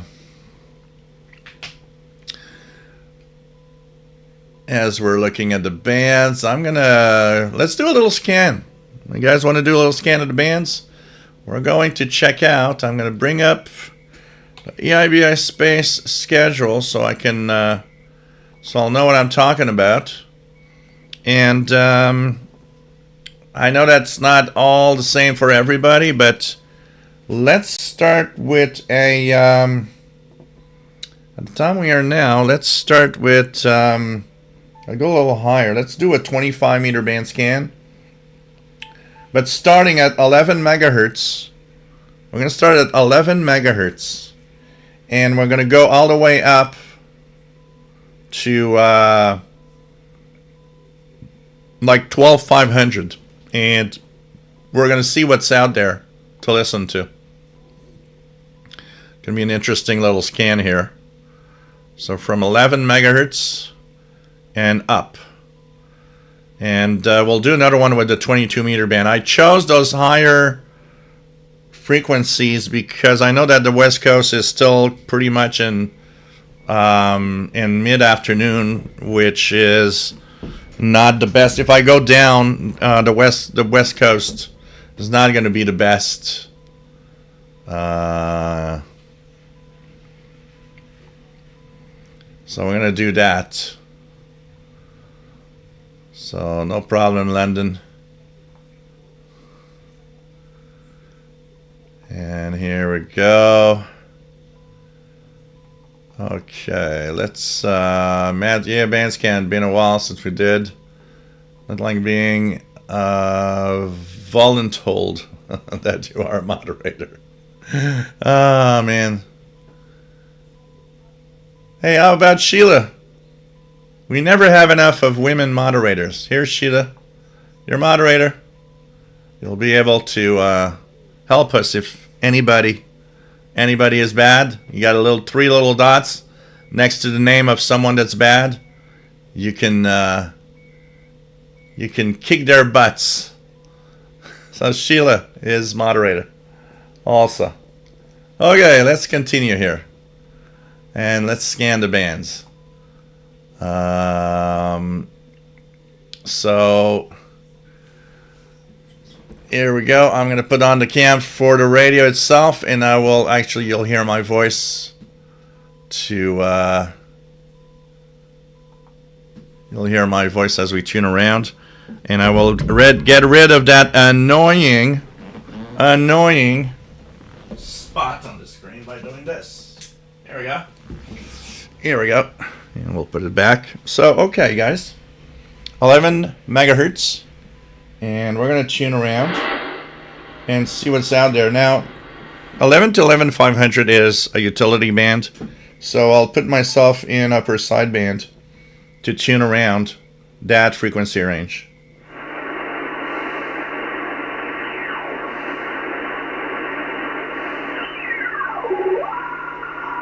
So there's some radio teletype sounding thing on 11,038-ish. And so that, if you guys wonder what that could be, 11,039 is the DWD Pinnenberg RTTY. So this is from Germany. It actually can be decoded if you use the proper software. And we'll get back to it after the scan, and I'll see if we can decode it on the PC screen. It can't be decoded on the CW, on the RTTY mode of the radio, because I believe it doesn't have the correct shift for it. Let me just check it out here. Yeah.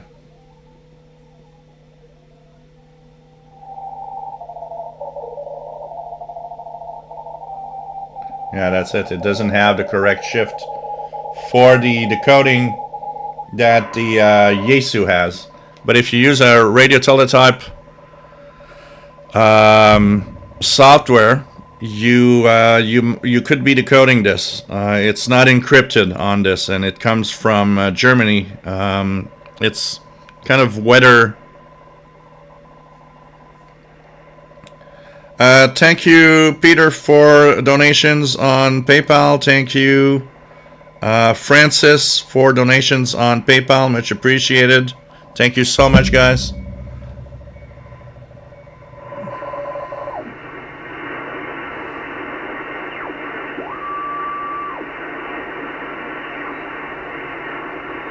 Look at that big signal that appeared.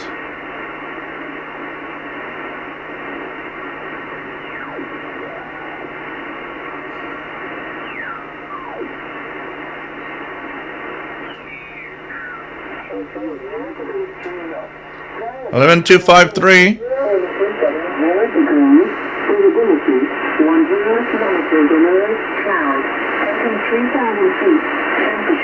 This is the UK, the Royal Air Force Military 1 Valmet, or so military weather station from the UK on 11253 upper sideband.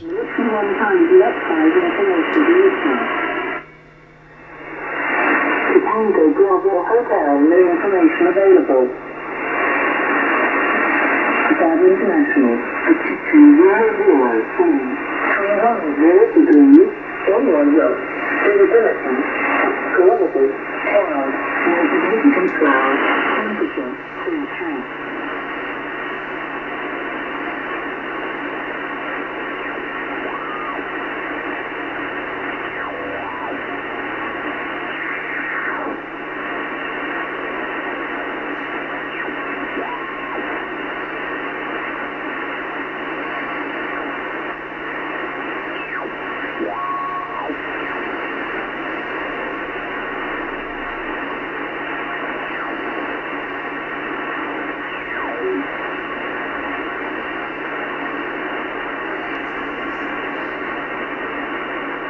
Okay, now we're in the 25 meter band international broadcast band.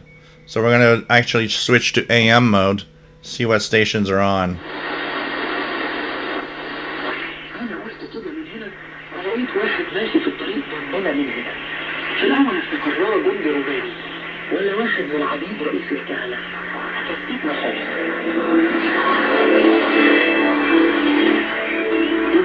Eleven 610 is Radio Feda, Madagascar World Voice in Arabic, and this comes from the Madagascar transmitter site in the Indian Ocean.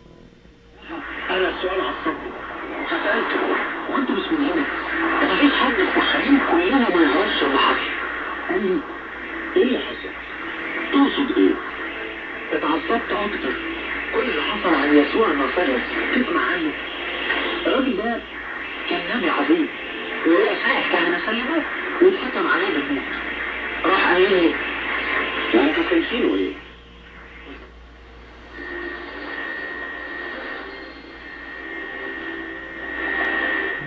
Something with music on 11650 is Radio Romania. Not very strong, but it's there, Radio Romania.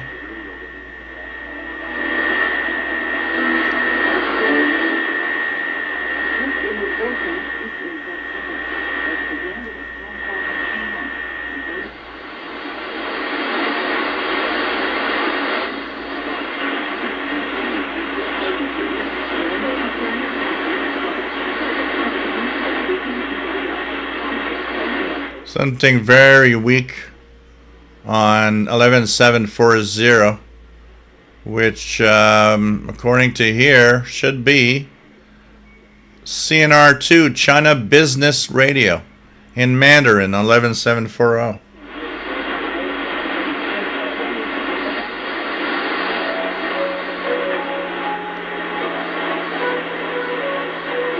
$11,760, some Chinese music, just like I was listening to earlier on 13810. This is China Radio International in Portuguese, and actually a lot of people have been mentioning that the Portuguese service seems to have a lot of music and not a lot of programming.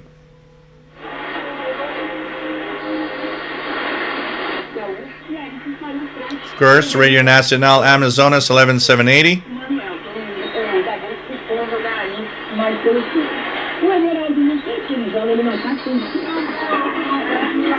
Some Turkish pop music on 11785.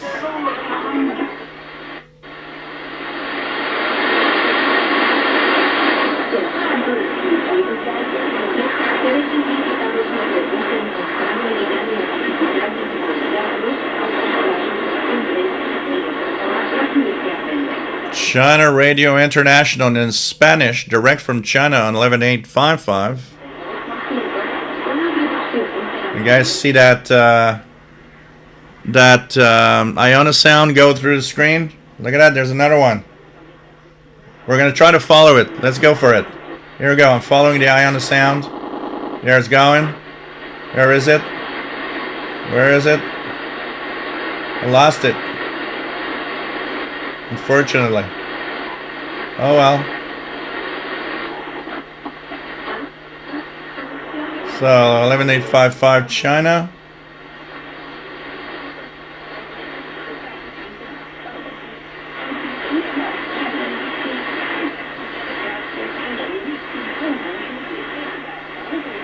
$11,925 China National Radio 1 apparently.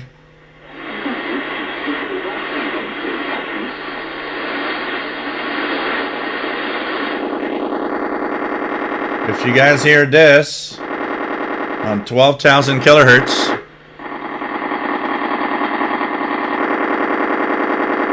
these are types of radars, and some of these signals are coming from the Canadian Arctic actually.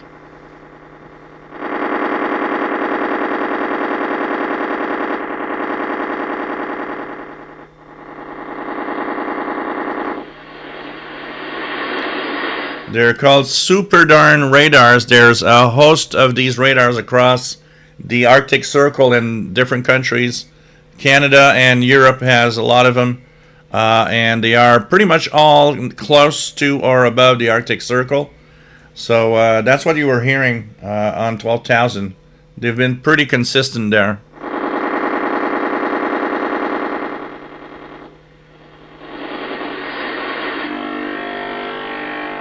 And talking of radars, another type of radar in 12095, which is one of the BBC frequencies.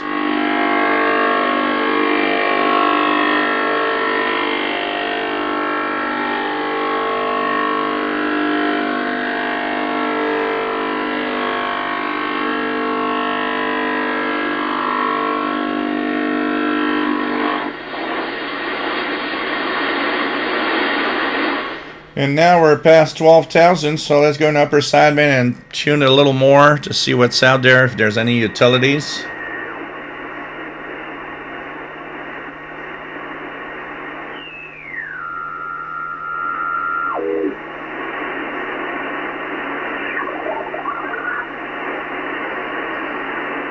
There's a brief ALE type transmission.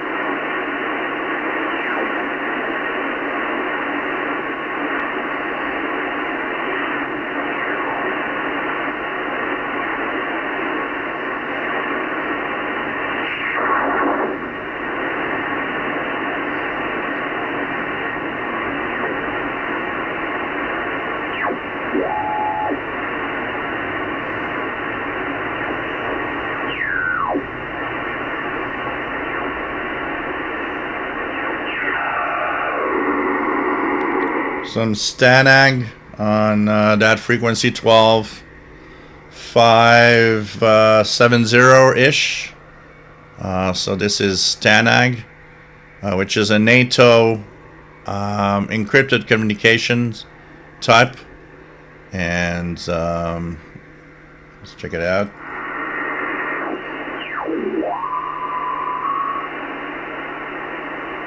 So here, there was something a few seconds ago. Almost sounded like Navtex. And oh, VFF Iqaluit.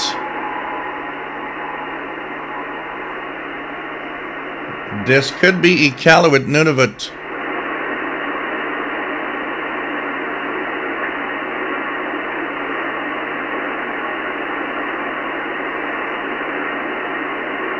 It'll be interesting to monitor this frequency. It's actually 12.577, but we just heard a few bursts of what sounds like Navtex, actually. I'm going to have to check out that frequency for Iqaluit.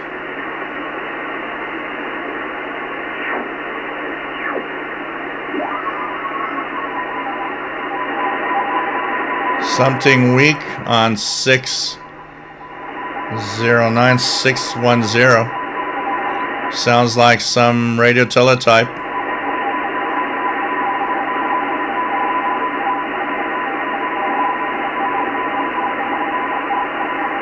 Once again, not in the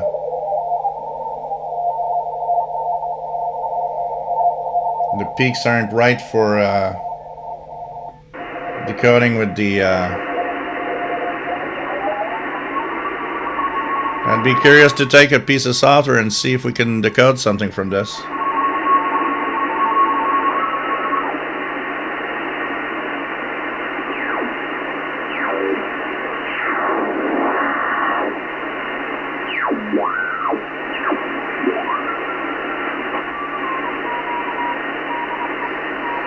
$12,695.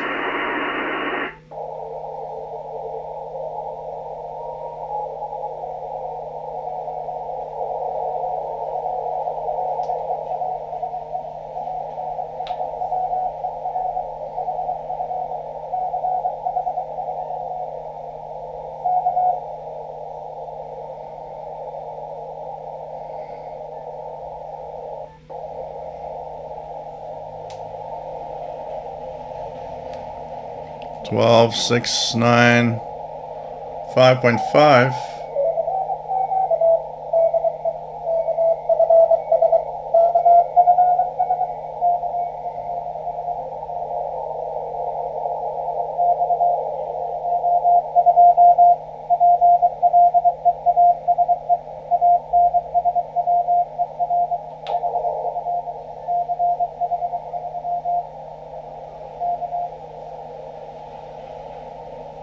What I think is what is it? KPH? No, it's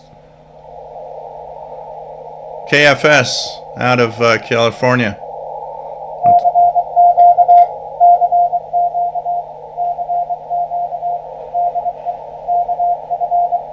There we go.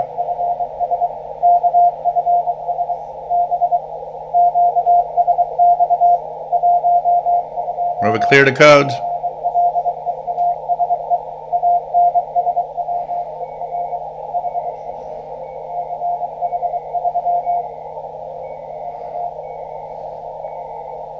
So KFS, CQ, or from KFS.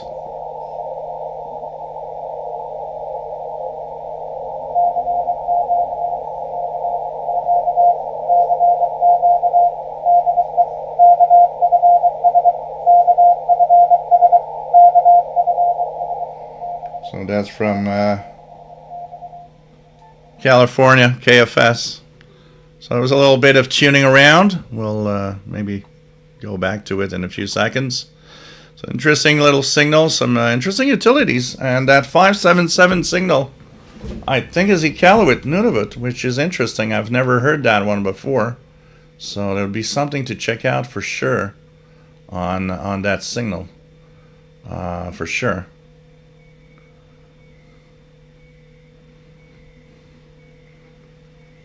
So what else do we have?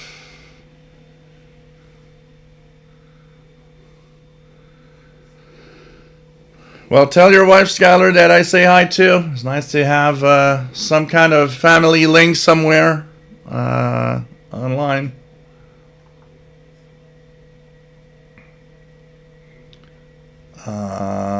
Okay, what else do we have? Let's go down, let's go down.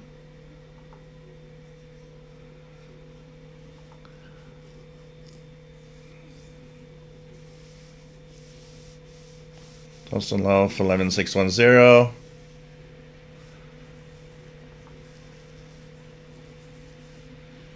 Organized utility on 11040. No problem, Craig.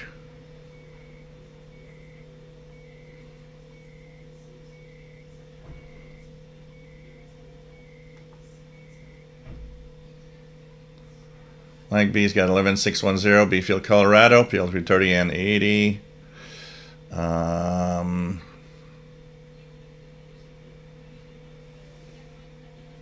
As we have. No problem, Paul. Have a good dinner. Matt, 11039, our TTOR is barely coming in Denver, but it's there for sure.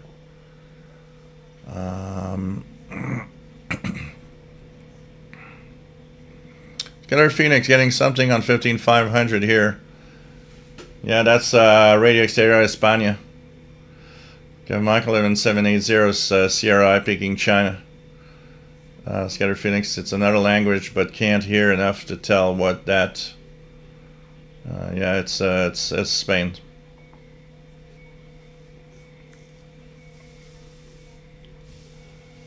What else do we have?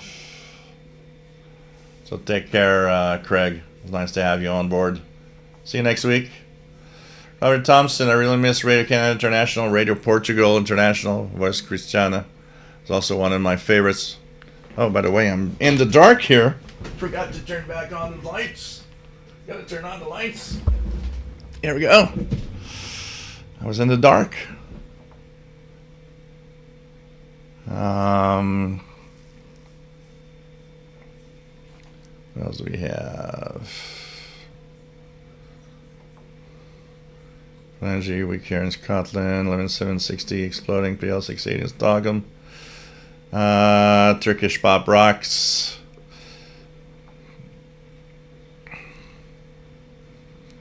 Matt says, well, I have managed to get shorter broadcasts from all continents today.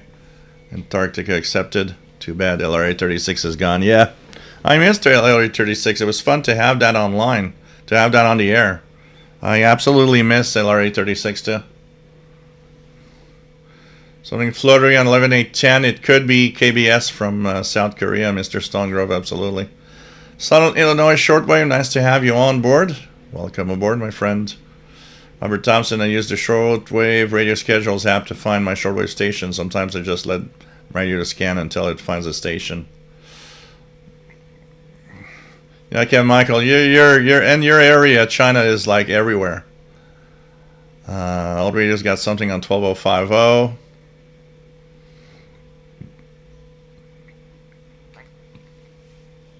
It could be other things too, Matt. 12050 has different things. Right now, let me just check 12050. What could it be? 12050 at this time as W. It has that Catholic station, so technically it should be that. It should be in Spanish. So if it's in Spanish, you've definitely got ETWN. Okay, Michael, heard that radar on 12 megahertz. Danielson, nice to have you on board. 11716, all other Chinese stations always booming here in Melbourne, Australia. I'm hearing 12095 very strong. Phoenix, everything comes in week in Colorado till night time. New Zealand and review, bruh. And of course the Holy Rollers.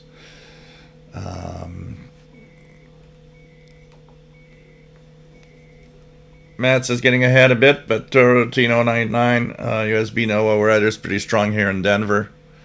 So yeah, let's check it out. 13089, which should be from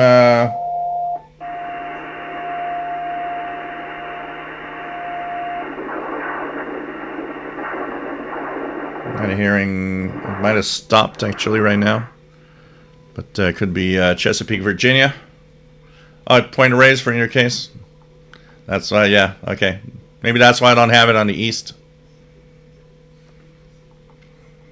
Because it's Point Reyes, California. I should have maybe 17314. Let me try that. 17314.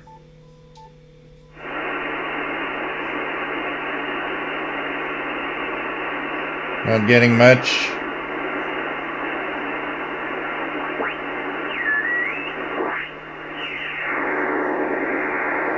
Yeah, there's that's why you're getting it well on the West Coast. Robert Thompson, to be able to listen to Radio Stereo de España here in St. Louis, Missouri is always fascinating to me. What a treat, thank goodness for my Kato compact antenna. Danielson getting 12695 CW. What else do we have here?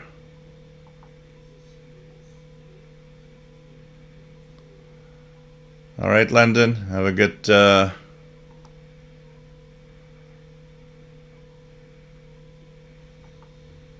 else do we have? Check it out here.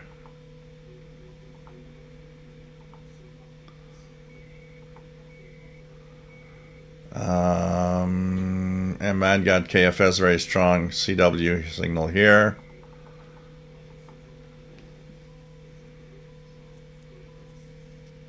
So yeah, Son of Hope. It's either that or the Chinese jammer. The Chinese jammer is usually what we have, but you never know. Especially you in Sweden. Who knows? Robert Thompson, I'm thinking about doing a video featuring my shortwave radio memorabilia. Oh, you should. You should. It'd be cool. Wetcat's got a QSL card from KFS. Cool. Hey, David in Barcelona. Nice to have you on board, my friend. Been watching for a while, but I had to chat out a breach. Michael remembers TV and C television in Northern Canada on satellite C-band from Yellowknife. Oh, man.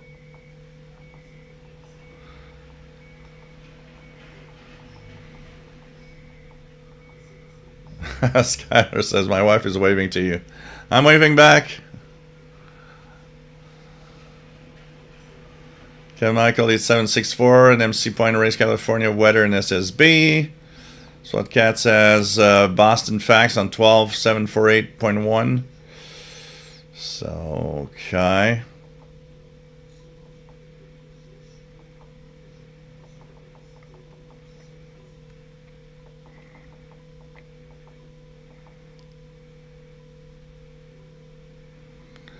I'm not really sure where 12095 was coming from.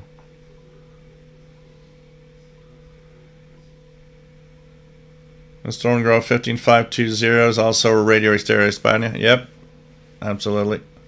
They're also on 17715. Robert Thompson, Radio Marti's off the air. It does not come back on shortwave at all. And Radio Havana Cuba is a rarity, if ever on, and if it's on, it's often a carrier, and that's it. But Radio Marti has been shut down. Actually, the transmitter site has been shut down in Greenville, so they're not on shortwave anymore. LVR still works. Nice to have you on board.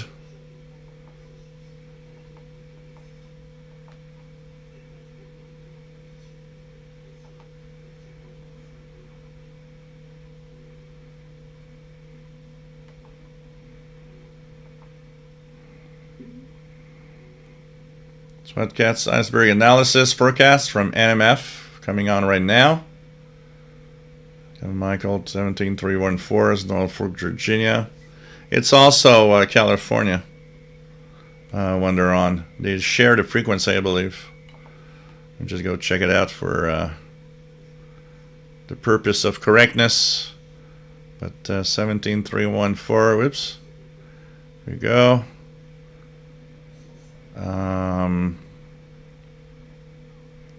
So it could be Chesapeake, and it could be Point Reyes, and at 2230 to 2305, it's Point Reyes, California. That is on 17314. I usually hear them, but I'm not hearing them right now. So I guess it's not the best.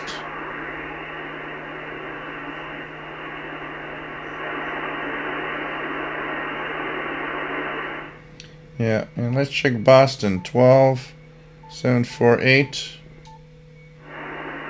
I'm not getting the weather facts here, so it's kind of interesting. But I'm curious about that frequency, that 12577. I'm going to check something here. It's like Calumet.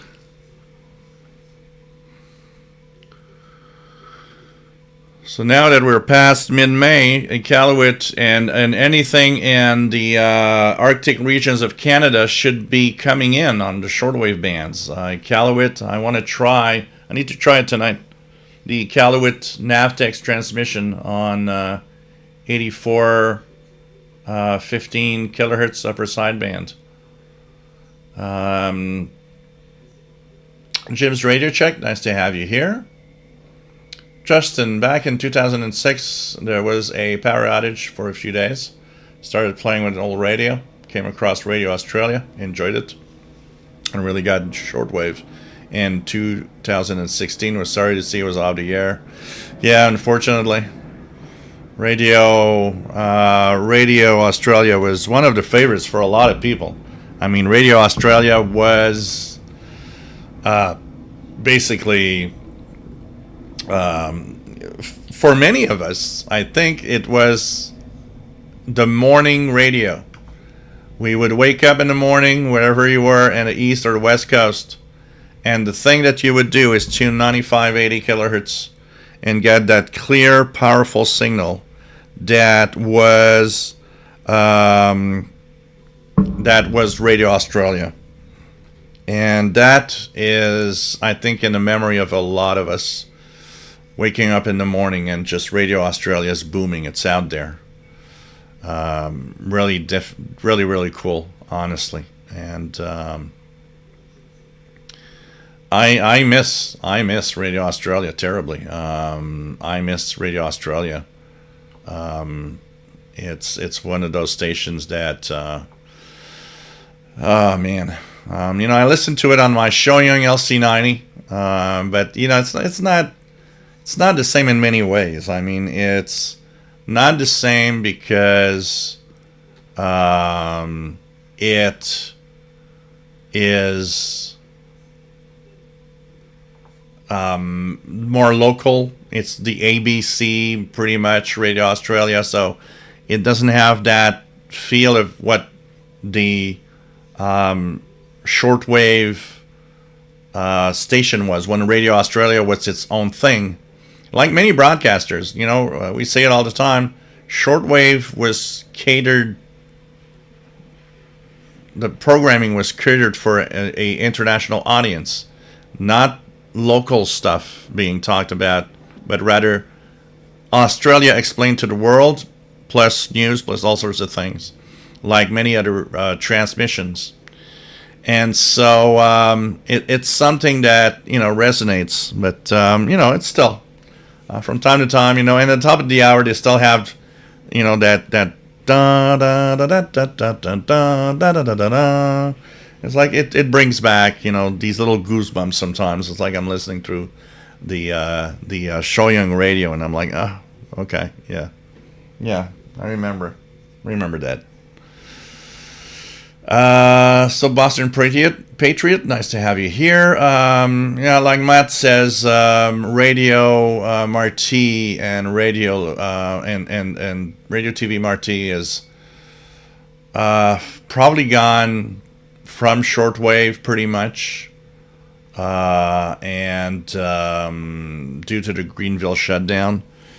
I mean, they've got some orders to bring back staff, bring back programming from courts, but even if they would go back to doing something like that, plus VOA, which is being transformed, is, I don't know, is shortwave going to be something where they're going to come back? We don't know. We actually don't know if Greenville will ever be switched on again. Because without Greenville, of course, there's the international relays and all of that, but right now it's anyways an ongoing war between government and courts. That's where it's all going to right now. Elizabeth, nice to have you here from Anchorage, applying for a CA Canadian temporary work permit. Well, I will wish you luck. I will wish you luck. You are welcome. RJDA Dakota says, I got a distinct impression that RHG is pretty much history after all the hurricanes and storms. There's some medium wave left, though. Yeah, that's the biggest problem. I think that the hurricanes broke the antenna farm quite a lot. The transmitters are, USSR Russian era transmission, and they don't have parts. They can't fix those transmitters. These transmitters are wearing off, and there's nothing they can do.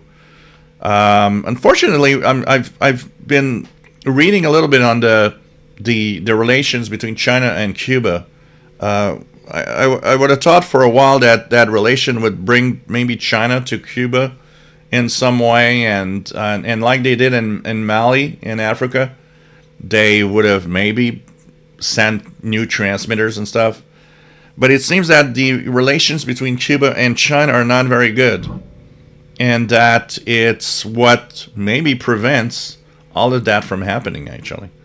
So I'm under the impression we're in the last, they're there sometimes, but either with bad audio or I think this week somebody noted that there was a rare decent Spanish from Radio Havana, Cuba on 15230 on one day, but not the other days.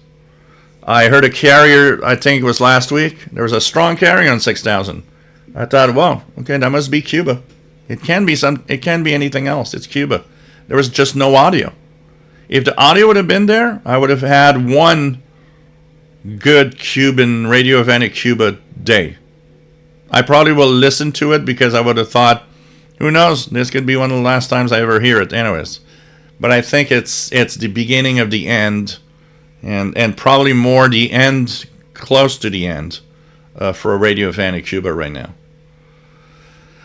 Scalar Phoenix using the Quotosend DX286 tonight, so can't listen for the Denver USB. Andy New came off the channel for a couple of minutes, had brief QSO with Argentine. And the US with DV30 dongle and DV Blue software. Incredible. Perry, nice to have you here from Sherbrooke, Quebec. Andy New, the Barnstormer cider is kicking in. You know when it kicks in. So cheers. I just opened my second beer. So cheers, everybody.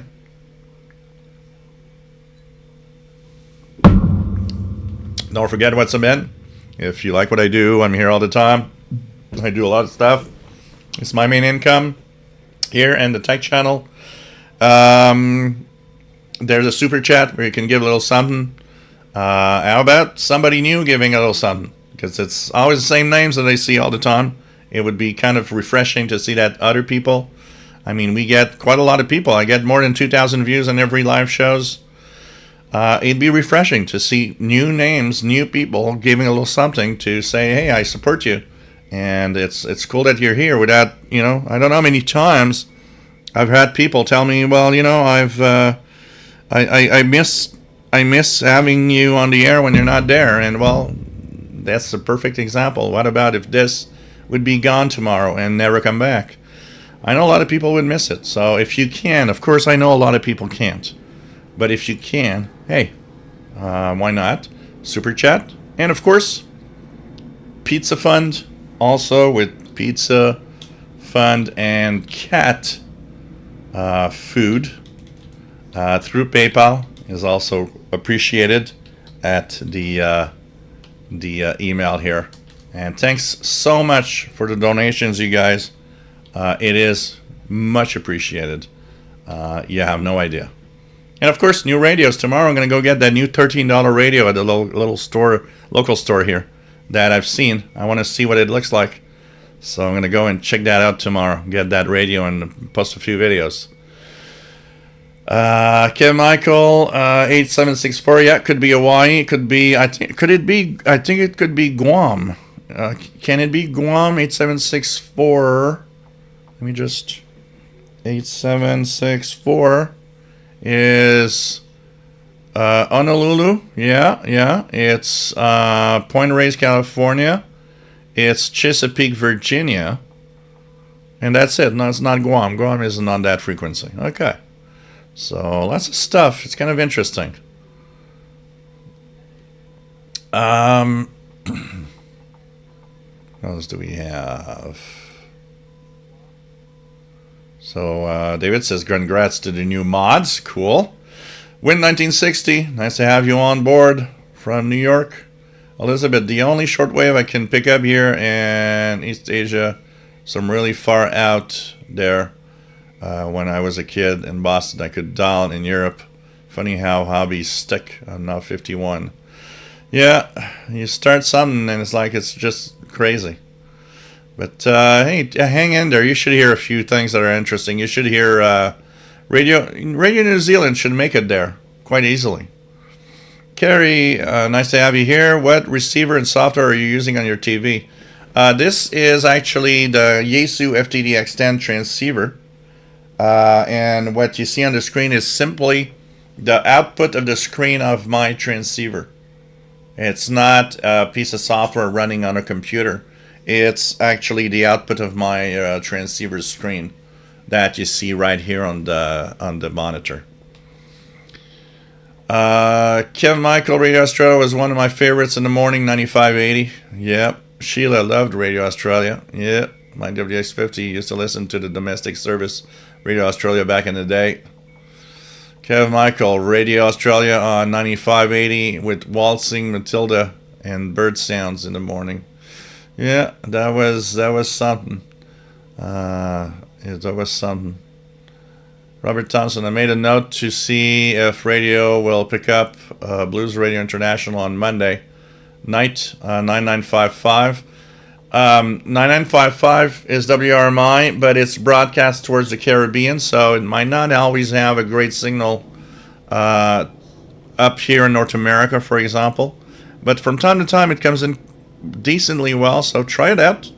Try it out. Is it only on that frequency? I'll have to check the WRMI schedule for that.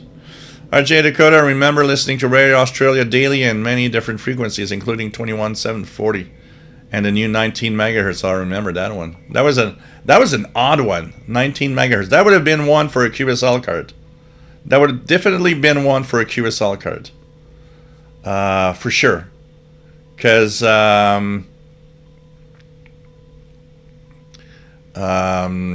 mean, it's like the one from Radio RSA in South Africa, which was on 25790, which was just like, I got a QSL card, and that QSL card is special. It's the only QSL that I ever had where I actually listened to a station on 25790 on the 11 meter band back in the day.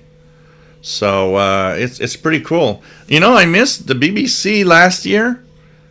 Had 25, what was it, 25,800 25.8 something or 25.7 something. It was cool. It was cool. It was like, wow, an 11 meter band frequency being used by the BBC. It's like I don't even remember the last. I mean, there's a host of smaller stations. I mean, there's World Music Radio out of Denmark. That's on 25.800. When propagation is good enough, actually makes it on 25.800. But a real big international broadcaster using 11 meters. I mean, the BBC last year, I don't remember how many years it's been since someone actually used 11 meter band. I don't know the engineer behind this decision that said, oh, we're in high solar activity, 25790. Let's go for it. I was like, okay, why not? Why not? It's kind of interesting. The 21740 frequency is special for me and meaning because when I started listening to shortwave in 1982, so we're in August. I'm lucky because we're in high solar activity in 82, and I set up my DX100 receiver, and I put, my mom never said anything. I just taped I don't know, 30 feet of wire across the living room. And it's taped to the ceiling. And I have that hooked up to a little screw in the back of my DX100. And I'm tuning around late at night in August. I remember it was like a week before school started. And it was one of those August nights where I was like, well, I'm going to do a late night radio listening because school's going to start soon. And I won't be able to do these all-nighters much. So it's one of those weekdays where I'm just in the living room. It's very quiet. My parents are sleeping. I've got the headphones on because I would always listen with the headphones to not disturb anybody. And I'm tuning around. Curious, when I say curiosity on shortwave is the most important thing. It's your friend. It's what makes you discover stuff even today. Even when you think nothing's there. Even when you think, I cannot find something I've never heard before. Forget it. You will find things you never heard before. I just heard something I never heard before. 12577 actually was probably Iqaluit. And I've never heard that before. I need to go back and check it out. And you know what? There's always something that will surprise you. You just have to take the time to do it and to tune it. It's extremely important to do so. When I hear somebody says, well, everything's boring, well, I don't think you're taking the time to really dig deep into slowly tuning at different times and different frequencies. Because I get surprised fairly regularly with, oh, look at that. Never heard that. That's interesting. But that's because I tune all the time.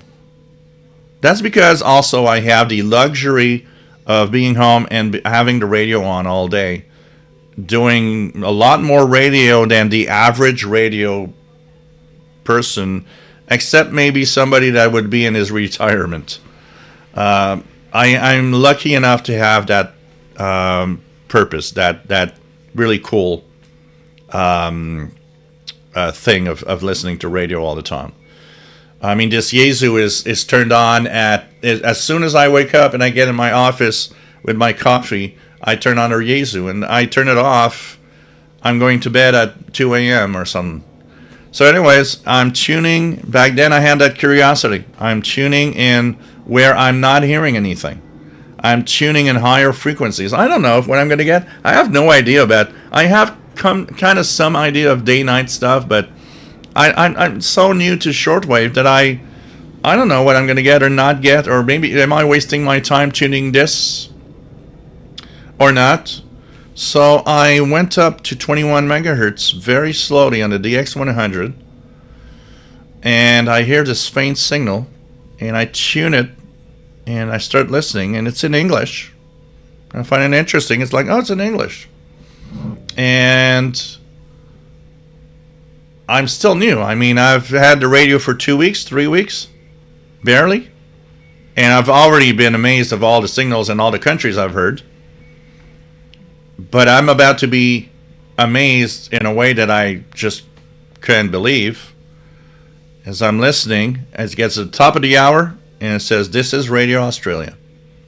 And I know that the frequency, which, of course, without the accurate display, it could have, technically it could have been one other frequency that could be in the 13-meter band.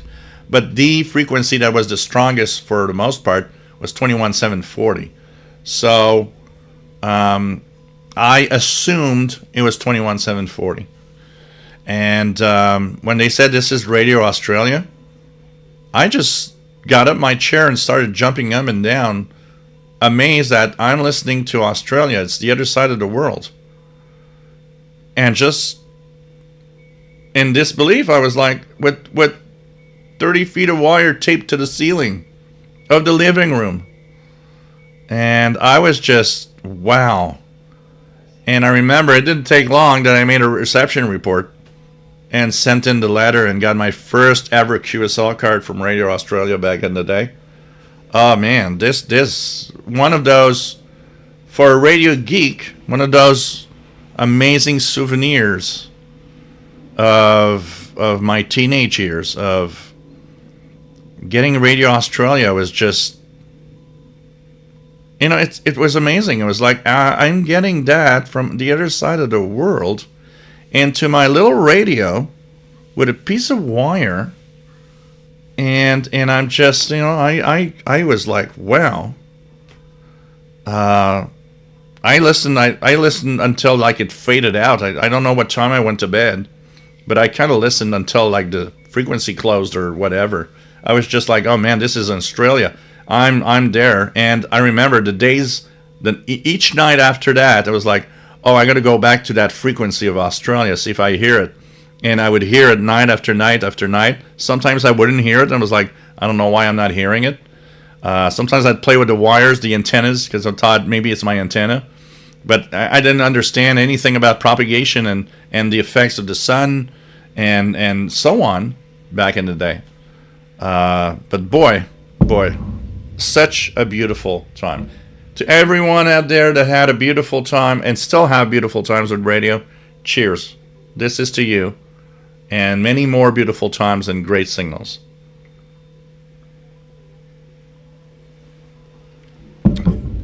Boy, that was just amazing. Robert Thompson, Radio Australia, was a joy to listen to. Elizabeth, Radio Havana, Cuba. Scatter Phoenix, Internet radio feels more impersonal and artificial somehow. The airwave seems more real, like you're truly connected with the broadcaster. I mean, we have to, sometimes I sit down and I'm like, I have to be somewhat amazed that we've built technologies that let us stream a station from one country to the other with computers. I mean, there is something about it that's kind of cool, but definitely getting it on your radio with invisible waves coming to your way is special. There's something special about that.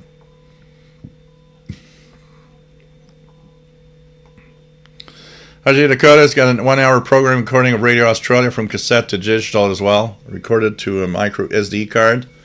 Red Thompson, there's nothing like listening to shortwave radio on your radio. Absolutely. Trevor, there was some audio on 6000 yesterday, but it was really bad. Yeah, most of the times it's bad, unfortunately. And that started even before the hurricane, which they had so much problem. Any new those listening who haven't given a like, please do. It's time to do it. Mike B just looked. There are only 9 thumbs up. Is there? I don't see them here, so I don't know how many thumbs up there is. Can I see the thumbs up on a I have no idea. I have no idea how many thumbs up. Yeah, Yeah, I don't know. I don't have the. This doesn't show thumbs up. The when I used before to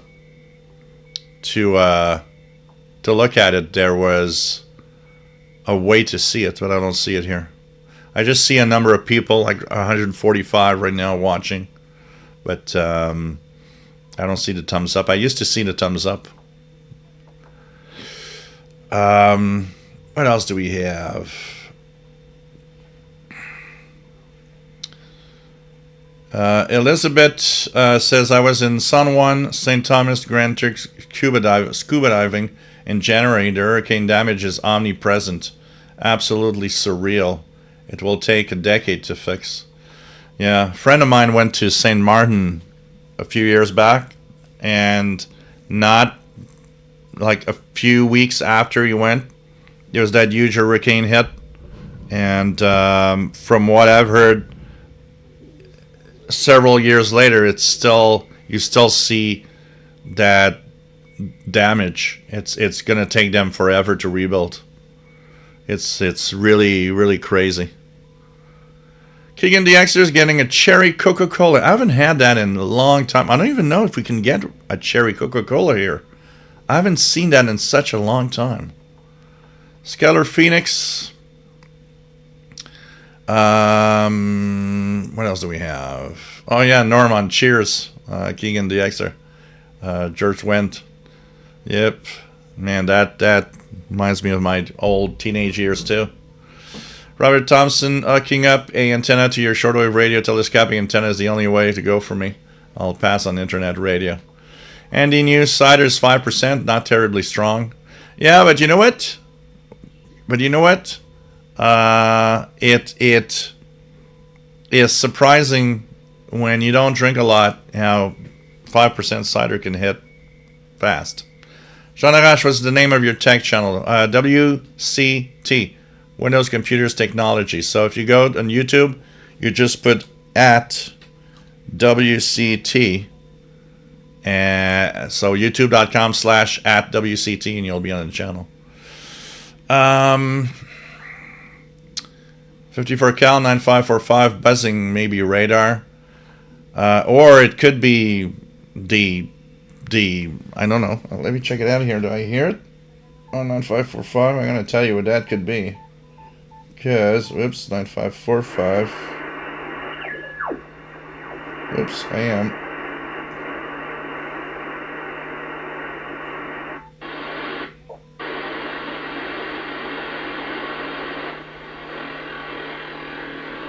Well, that's a radar. 9545 is a radar. Definitely a radar in the middle of the 31 meter band. I hear it here too. Scatter Phoenix, thank you so much for the tip. Much appreciated. Yeah, usually the hurricanes, they might shuffle the water a little bit, but underwater is usually a oh, you didn't have to if you have a hard time ending you. You really don't have to. I can tell you that.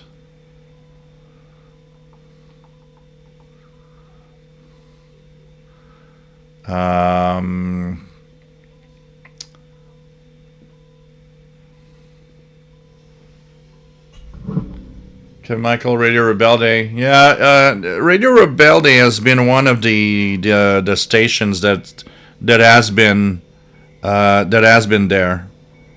Thank you, Brian Penny. Much appreciated for the donation. Really, really appreciated.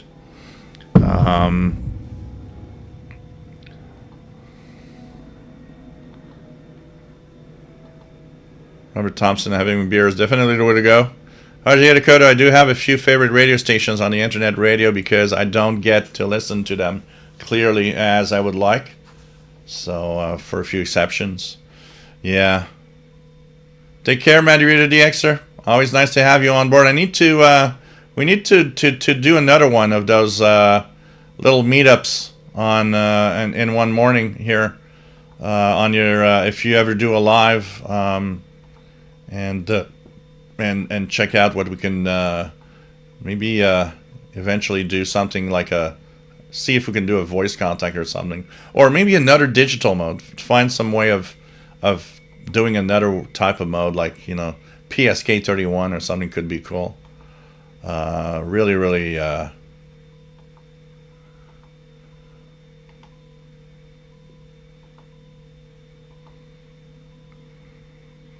Okay, let's go down.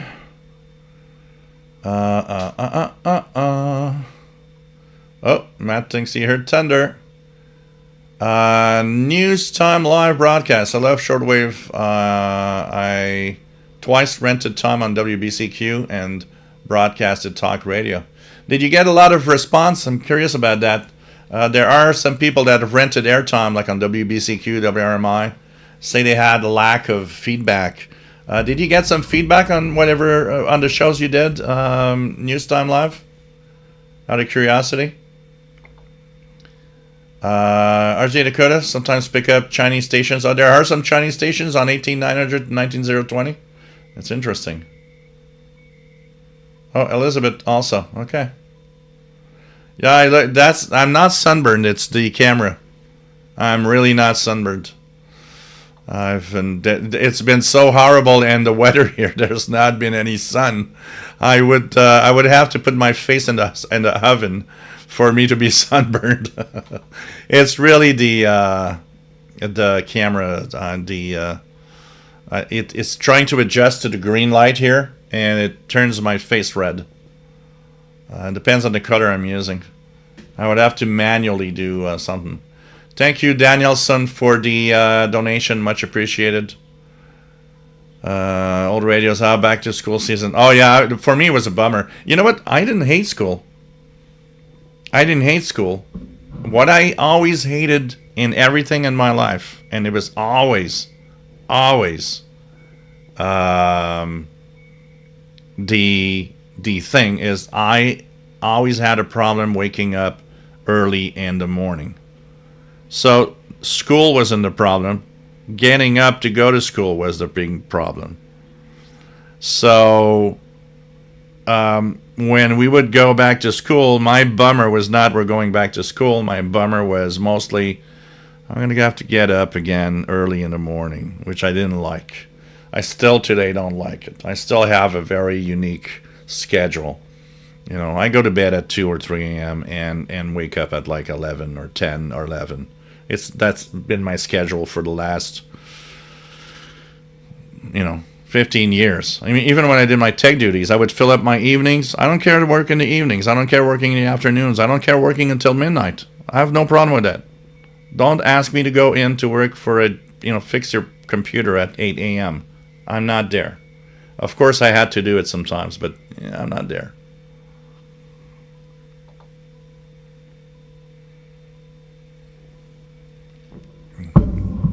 Jasmine says, facts. Michelle is right. Curiosity is how I made some of my most amazing loggings. Absolutely. Going somewhere, tuning some band, trying something that you might even think it's not possible. I don't know how many times I had the reflex of, ain't possible. I'm not going to hear anything there. And realized that I tuned it, and I'm like, well, doggone, it's there. I can't believe it. I would have been sure with my knowledge it's not there. So you know what? Stop. We got to stop sometimes thinking, we know it all, and I don't think this is going to come in. Just punch in the frequency and listen. Go and check it out. You're going to be surprised sometimes. Joseph, boring people think radio is boring. Well, we all have our quirks and things that we like. I mean,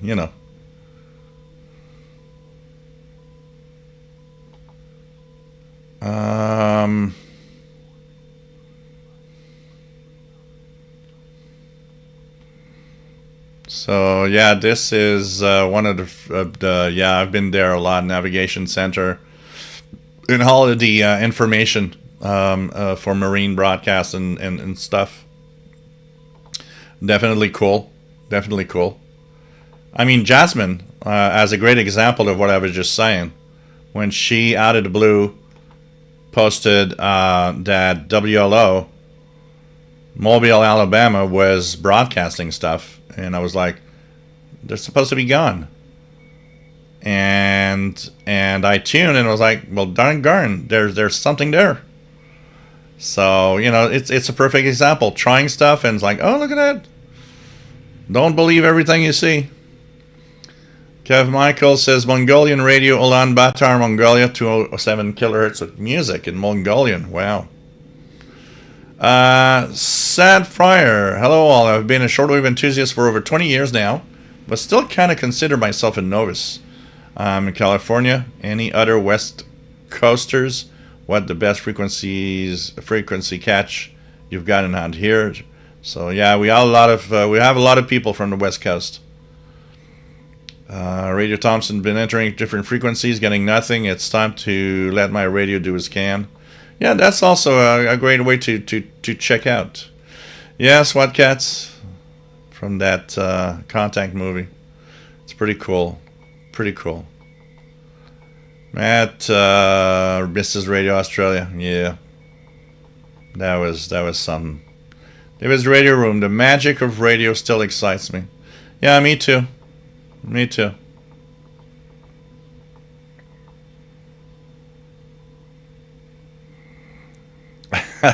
Kenneth, my mom, you know, like I'm an X generation. I'm part where the parents don't care what you do. So I just put up stuff and hang them in the living room and taped it to the ceiling. As it was just like I you guys are gonna laugh. My dad, for some reason, at some point, decided that there was going to be a huge wall-to-wall metal shelf in the living room. And I mean the ugliest yellow-colored metal shelf that you can imagine in life. He decided that would be across one wall and from wall to wall. So it was like all of it would be that, and he would put stuff in there. But he looked at me and he says, oh, would you like to have, you know, a space in it where you could put your radios and listen? And I was like, yeah, okay, yeah, sure, that sounds good. They're really freaking ugly, but it's, yeah, sure. If I have a radio space, so I put my radio on it, and, you know, that, like, you know when you hear the metal, like, it's like a metal sheet when you hit it, it's that metal sound, very harsh metal sound. I put the radio on it, and it was like that big, harsh metal sound. And, but I had no lights and nothing. So I actually had screwed through the wall a headlight that I had and powered it with a power supply to actually have some light so I can see something when I was using my radio. And it was like nobody ever said anything. I just screwed 2 holes in the wall with a headlight, and it's like nobody said anything ever. It was like, okay. The next year, my dad painted over, and it's like he just, you know, covered the holes, painted over. It was like, yeah, it's all right, fixed. That was, you know, I tell you, my parents didn't care about nothing. I'm a real Gen Xer. My parents didn't care not only about nothing I did, they didn't care about whatever I did and my grades in anything. It was really, really like that. So I come from that, you know. If I go outside and go far and spend 4 hours, 6 hours outside, they didn't even, they would not even ask me, where you been? I was like, I was gone for 6 hours. I could have been kidnapped or something. It's like, nah, don't care. There's actually a great, it represents totally what I was as a teenager. There's a great skit on YouTube. I forget the name. She has a Gen X. She has several generation kind of stand-up comic thing, but one of them is specific to Gen X, which she is also. And I mean, every single thing she says is exactly what I lived through. And one of the funniest part is she says when you would fall off something and hurt yourself, you'd have to just, live with it, brush off, like go, And she was telling some of the best phrases she has ever had. And I had that phrase, I remember. I was at a friend's and I had hurt myself. And my friend's mom says, "Oh, let the dog lick it. It's going to heal faster." Like, yeah, typical Gen X, whatever. Another one which I did all the time, drinking from a hose. I mean, I drank rather from a hose. I mean, I was thirsty. You just drink from the hose. Who cares? I'm still alive today. News, Tom Live. I've visited ZR sites online and listened to Australia Shortwave as well as AM stations. So much fun. Go down. Robert Thompson, share your feeling about shortwave radio. Totally. I really is amazing. 97 thumbs up. That's good. 100. We're at 100 now. SWAT Cats, thank you so much for the donation and much appreciated. What else do we have? Just in a moment of silence for Old Buddy Radio Australia. Yeah. One of our favorites. I like it that today we have Radio New Zealand. It kind of has the feel, a little bit of that feel of Radio Australia, and I like it. So it's really, really cool. Honestly, it's really, really cool. Because Radio New Zealand took the space Radio Australia had, and it's very, very nice that they did so, honestly. So, isn't Cherry Coke Dr. Pepper? Yeah, thinking about it, I think they kind of taste the same. Or very close, honestly. Someone talking radio on 15770, which is radio WRMI, by the way. It could be, I don't know if it's too late now. From Oklahoma on a Kenwood R1000 with a Moon Radio Limited X1 vertical antenna. He said the reception was coming in loud and clear there. And he appreciates the program. Then on Discord, Kynon, that's Kynon, from Wichita, reported that everything sounded well on his end.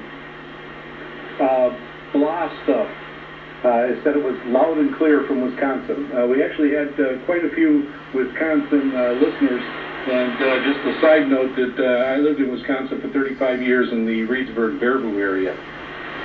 And Blah Stuff uses a Master Player 30, and he was getting Master Player 30 was receiving a 9 plus on his radio. He was using an SDR player. Master Player 30, is it Master Player in here? Is it Bobby Burgess? Also on Radio Reference, there are a few people there. AB5 ID. So it's interesting. There's this guy giving reports of people hearing him on 15770. So that's kind of interesting. Back on Facebook, Fred reports that the signal was booming in southern Ontario. And then also from Facebook group, John reports excellent reception. He had a SI. Yeah, that's the thing. The refresh doesn't work on some browsers necessarily. Yeah, like Matt says. He was using his Texan PL880 with an MLA30 active loop antenna, and he is in Concho, Arizona. Oh wow, Blogger Dice yourself from Radio Norway, 25730, 1981. Oh, that's great.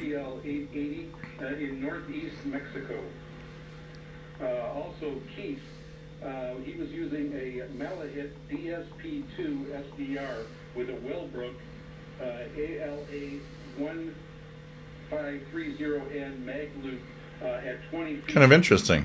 And the SWL antenna, and also an EF SWL antenna.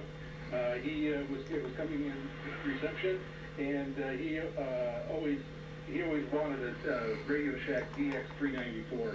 I did get that comment quite a bit that a lot of people really like that radio, and were never able to get one, and they're on the lookout for one. Then I received a very detailed reception report from a regular listener, Paul, from St. Catherine, Ontario, Canada. He was using a Washington, D.C. SDR, and he reported excellent reception. And then he was using a link from Radio Schematics. And he'll post that. That's interesting. But he was I've never heard that show before. It's talking about radio on 15770. 455, so excellent. He also has a Radio Shack DX160. Just It's 15770. from Wisconsin, Um, and he has a new Robert. RSPO Duo W New Orleans was on 4125 back in the day. Yeah, they were. indoors. The signal was the S9 plus, but he did have some periods of rapid fading between S9, S7, and S9. Craig from Ontario, Canada caught our broadcast, and That's interesting. his main radio is an FRG7.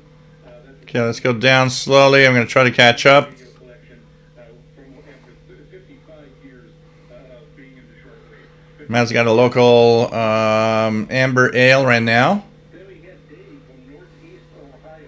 He reports good from Dry Dock Brewing in Aurora, Colorado. 0.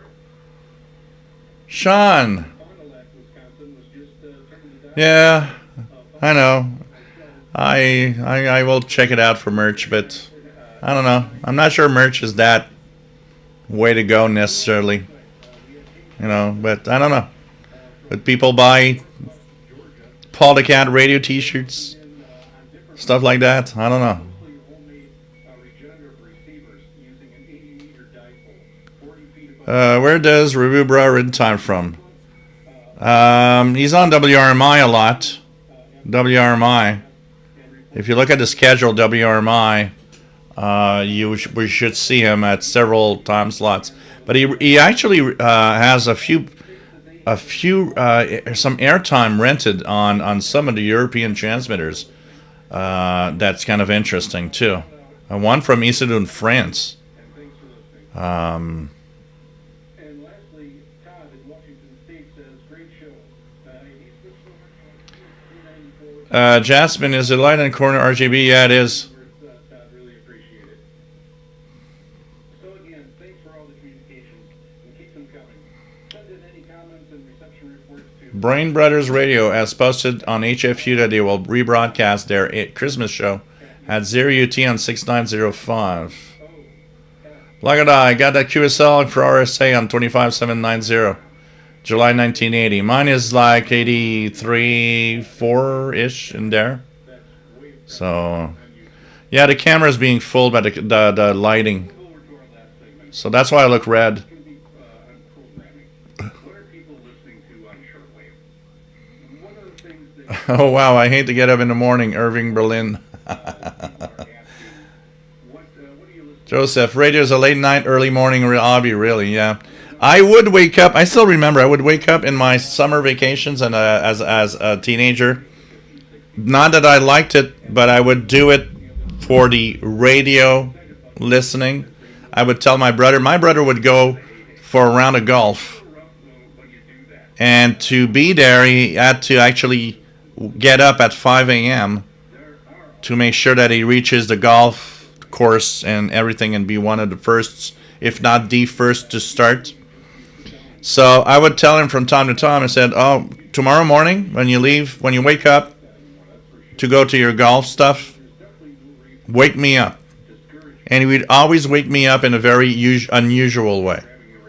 Because he was a little, kind of a little comic guy. So my brother, the first time I asked him, my brother started pouring water over my face with a glass. And I still remember because I woke up like in shock. And I was dreaming I was taking a shower. And I woke up and I'm all wet because he's dripping that water over my face. It's like, wake up. You wanted to get up? I'm going to wake you up. But you know what? I was happy to do so because then I could listen to RFO, Radio France Outre-mer from Tahiti. I would listen to all of these signals that were just so amazing in the morning that I never hear. You guys remember Transworld Radio Bonaire? They had a broadcast like at 8 in the morning here. Things like that I would never listen to, I was listening to. And I was happy to get up to listen to those things back in the day. So I'd do it from time to time because I knew I would enjoy my radio morning. Arthur Wolfman, can you comment on the ideal wire antenna length for a Texan PL680 and 330? Would these radios work on 70-foot sloper? I'm thinking about 100-foot. The longer the better, as long as you don't have too much noise on that antenna. But if there's not too much noise on it, the longer the better. Just go for it. King and DX radio can be a hobby at any time of day, especially during FM. Yeah, FM DX can happen at any time. You never know. Sheila, impossible is only impossible if you don't try. Yep, absolutely. Jasmine says, I'll say that having an SDR, that is true. With the waterfall, it is amazing what you get. And it does absolutely help in the hobby. It increases the chances also of hearing that special signal that you never heard before. Blogger got a VOA QSL from 26040 in August 1980. Wow.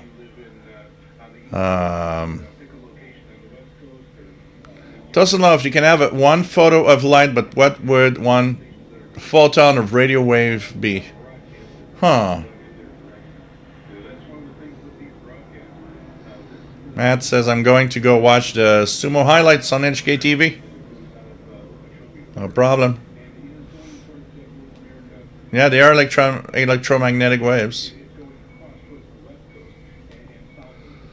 Yeah,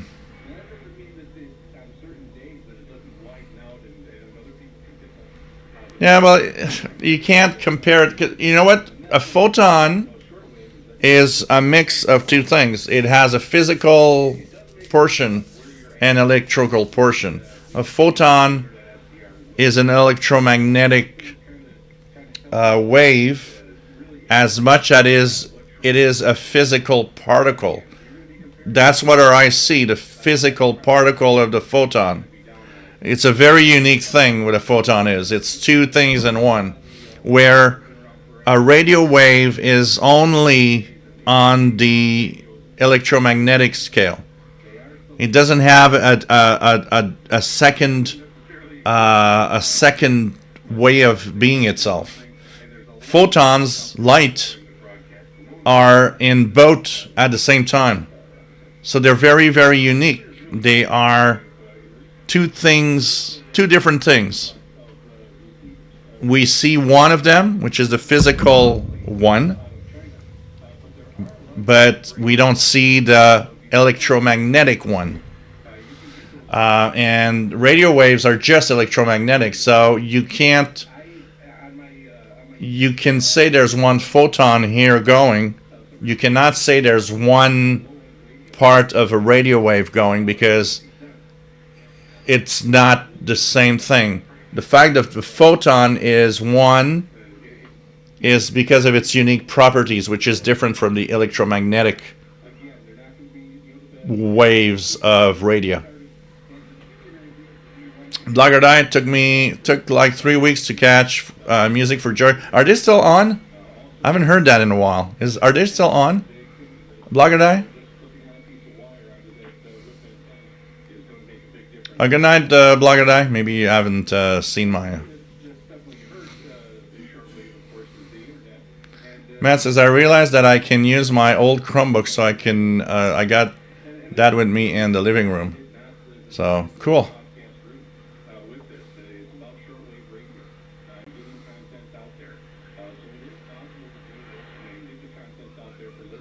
Yeah, Jasmine, absolutely.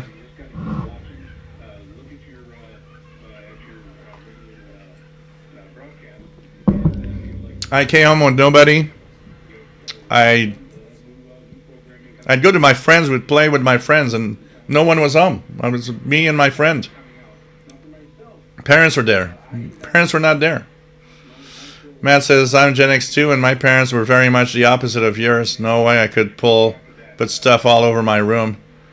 And I got in trouble if I was gone and didn't let them know if it would be late. Oh, that's interesting. My case is, I'm the true Gen X. If you see Gen X stuff and they talk about all of those, like, you know, you could be gone for 8 hours and nobody cared. I'm the Gen X of that part, where I'd go home and it's more complex. I already talked about how complex is an extremely complex life with my parents. But in general, it's like I'm in the category of nobody cared, nobody asked. Gen X.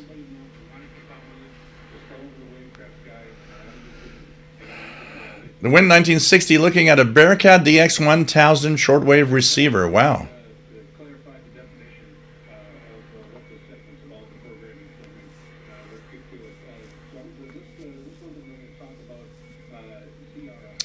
Yeah, London, we rub it and it goes away. Two Broke Tim, what frequency does FM CB broadcast on? On the regular channels. FM, the CB, the newer CB, FM CBs are technically on the same channel that you would have regular AM channels.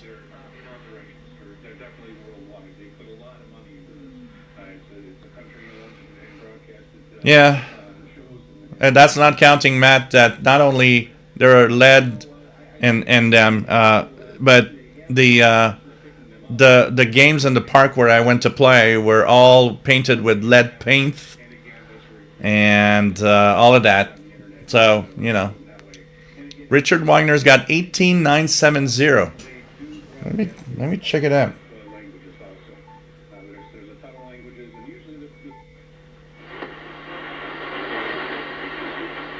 I don't hear it, the programming, but I have to say I do have a weak carrier on 18970. So you guys on the West Coast probably have something there. I got a weak carrier on 18970.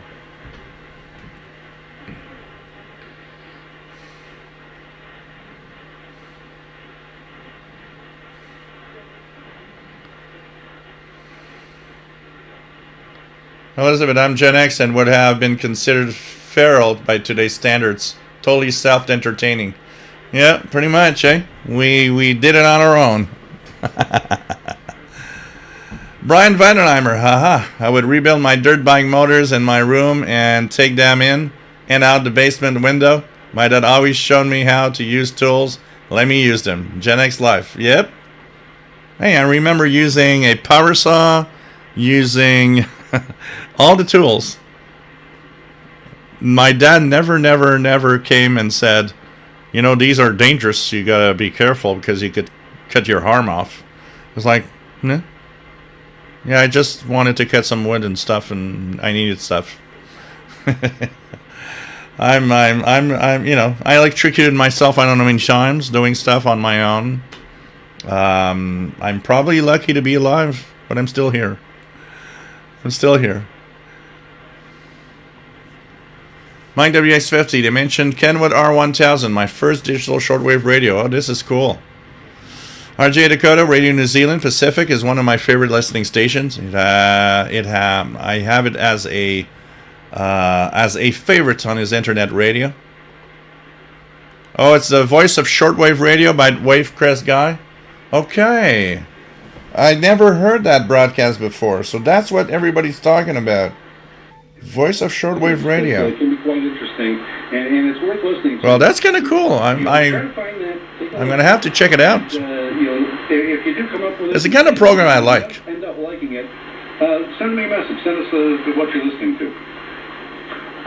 The next one I want to go into is. You were master players, okay. It's Roundtable. And Roundtable is actually a podcast that they end up broadcasting on China Radio International. I looked you can Google that, and you'll actually come to a page, and it'll have the links, and you can actually play them without listening on shortwave. I listen on shortwave usually Monday through Friday. Here in Hawaii, it's on at about 11, between 10 and 11 o'clock. Of course, that changes with the time change. But yeah, I always thought it was an hour show, but as I was starting to research this, most of their podcasts are a half hour. So they must put two of them together to fill up an hour on China Radio International. But this kind of runs the gamut. It's more like a talk show on TV, and it's very similar to that because they have a wide range of topics. And they might have two, or they might just have one topic, talk about it for a half hour. But they might have a couple topics in there, and they'll talk about them for 10 to 15 minutes. And they have a regular panel that people that are on there that talk. And it's Lai Ning is one of the hosts. Stan Copperly is the other host. And you shot. This is interesting. I'm going to have to check that guy's. He must be on other times also. I'm going to have to check that guy. But it's kind of an interesting show here. So, Junior Gordon, nice to have you here from St. Lucia, West Indies. Welcome aboard.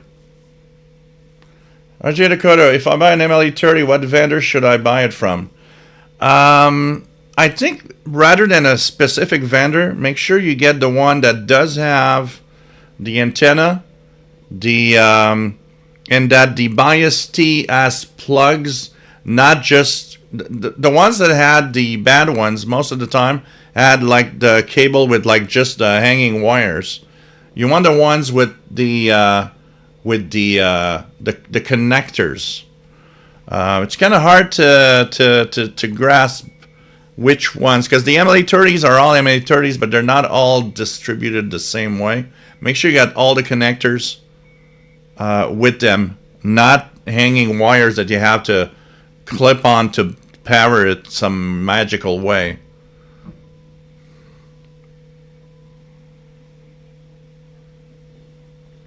Cool VT Radio. HD batteries are all charged up, ready to go to the Vermont City Marathon. Yeah, I don't know here in Montreal, did they still use ham? I remember they used to have ham radio operators at different events here. So, Robert Thompson getting 15770, cool. London, Paul the Cat in leather jacket with Sony headphones. That'd be... old radios, I don't like to talk about my age. Yeah, you know it. I don't feel my age. I always say the same thing. Everybody asks me what age I am. I say I don't have the mental age to enter a bar. It's as simple as that. I do not have the mental age to enter a bar. Oh, God.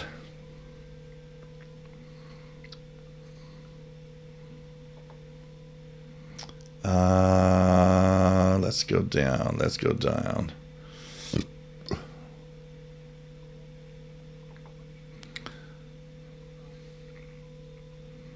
Because photons have two distinct way of being, where radio waves are just radio waves. They're electromagnetic, you know.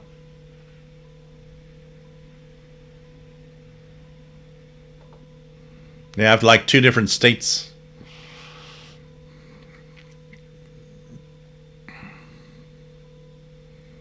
Yeah, but the thing is, RGA Dakota, is that our eyes do not see electromagnetic particles.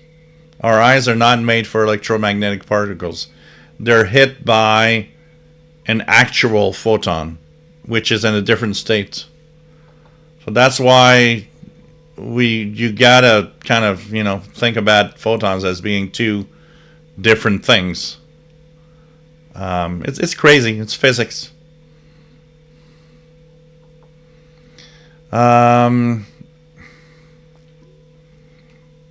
There's a FM E-skip cloud over Indiana at the moment. So if you turn on your FM, let's check out. There's something I want to see, because when there's E-skip, Let's just try 27025. This is one of the frequencies oh, look at that. There's definitely skip.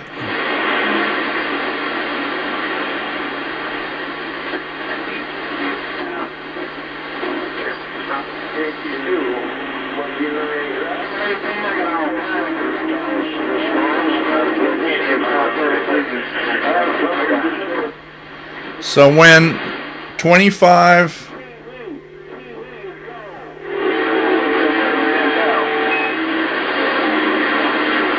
So when you get skip like this, the first thing I'm going to do is I'm going to go up to 50.125 upper sideband and see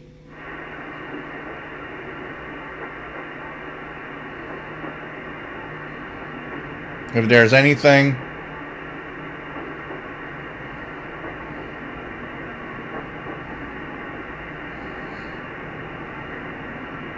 or 50.313. Look at the FT8 there. 6 meters is open. You guys want to see what I hear on 6 meters on FT8? I'm going to switch to the display settings to the computer, and I'm going to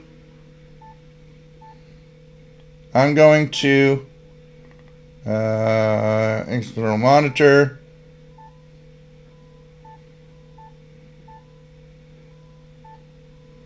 Come on. What the hell? External monitor. Off. We're going to check out what is on 6 meters. 50 megahertz. Matt says, I was still free range compared to later generations, but it's still a stereotype that we were all allowed to do whatever our folks. But we definitely had a lot more leeway on average. Yeah, I guess it depends on it depends on each family too, and also if the family was working or not working. I definitely have a very unique, very different, very special parenthood. That would be a whole different discussion. So we're gonna go and check out what's on 6 meters FT8, because it's actually, there's definitely some opening.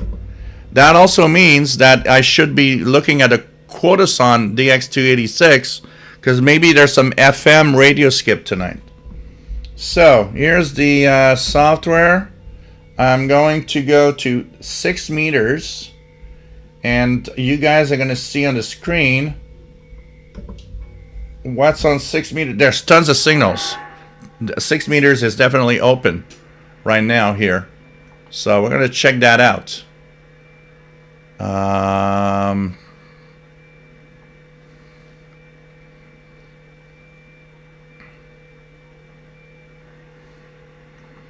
Yeah, definitely, Jasmine. I agree with you. Wow, I got WA4. I got some WD4, W0s, KD4. Hey, Matt, are you capable of FT8 on 6 meters or not? I'd be curious to see if I would actually see you. I'm gonna put the screen here. There's an opening right now, and I'm gonna put that camera here. I don't know if you guys, hope you guys can see what's on the screen. Here we go. This is 6 meters opening. You guys can see the text, hopefully. There's a 6 meter opening right now. And Wolverine should be on 6965 according to Matt. Let's check it out. 6965. Very strong.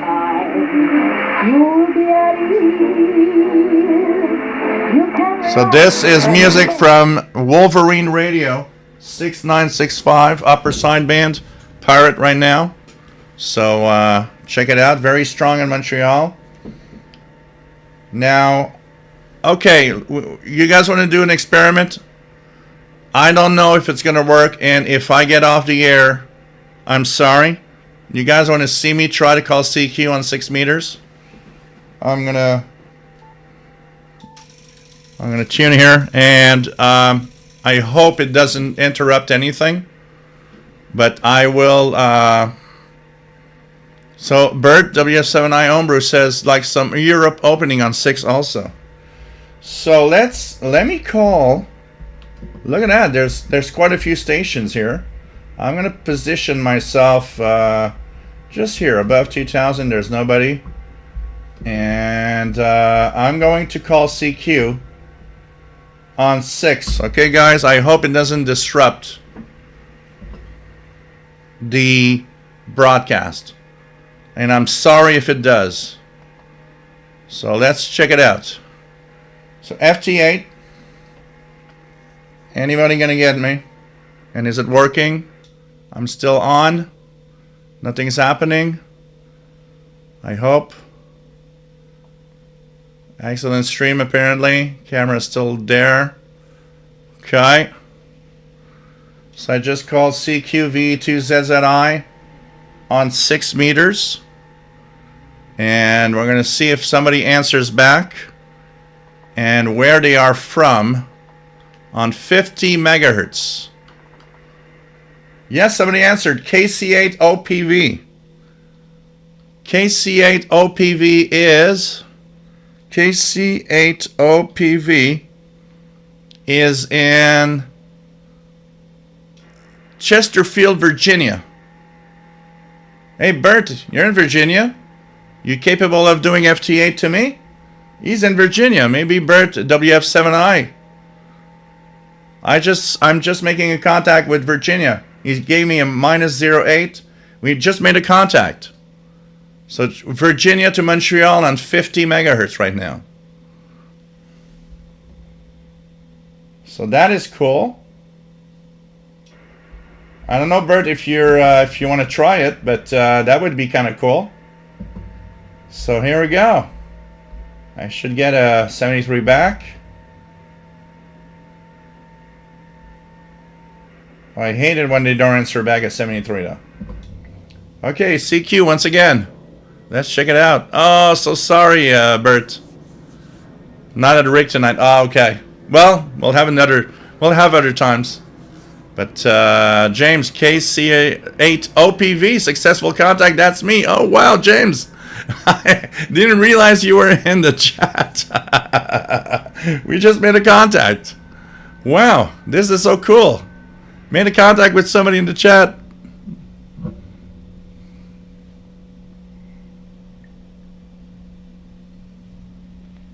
Really cool. Really cool. Let's see if anybody else answers. So 6 meters is open. Definitely. James KC8OPV. I kind of like it. I was not expecting that you were in that chat. EFOG3. Nice to have you here. Small world, absolutely. James says he just put up his fan dipole today and had fallen in the last storm. So, okay, cool. Cool. So I don't know if anybody else is going to answer, if anybody else is going to see me. So 50 megahertz contact. It's kind of cool, though. I like 6 meters. So last year in the summertime, I went all the way to Chile. I went all the way to Brazil, Paraguay, Uruguay, Caribbean islands like, Bonaire, and a few others. And it's kind of cool. I mean, if you look at the Chile ones, it's like almost 10,000 kilometers. Sunfire, yes, this is AM radio. So FT8 is a special mode. So there's a guy answering me back right now, K4 MPM.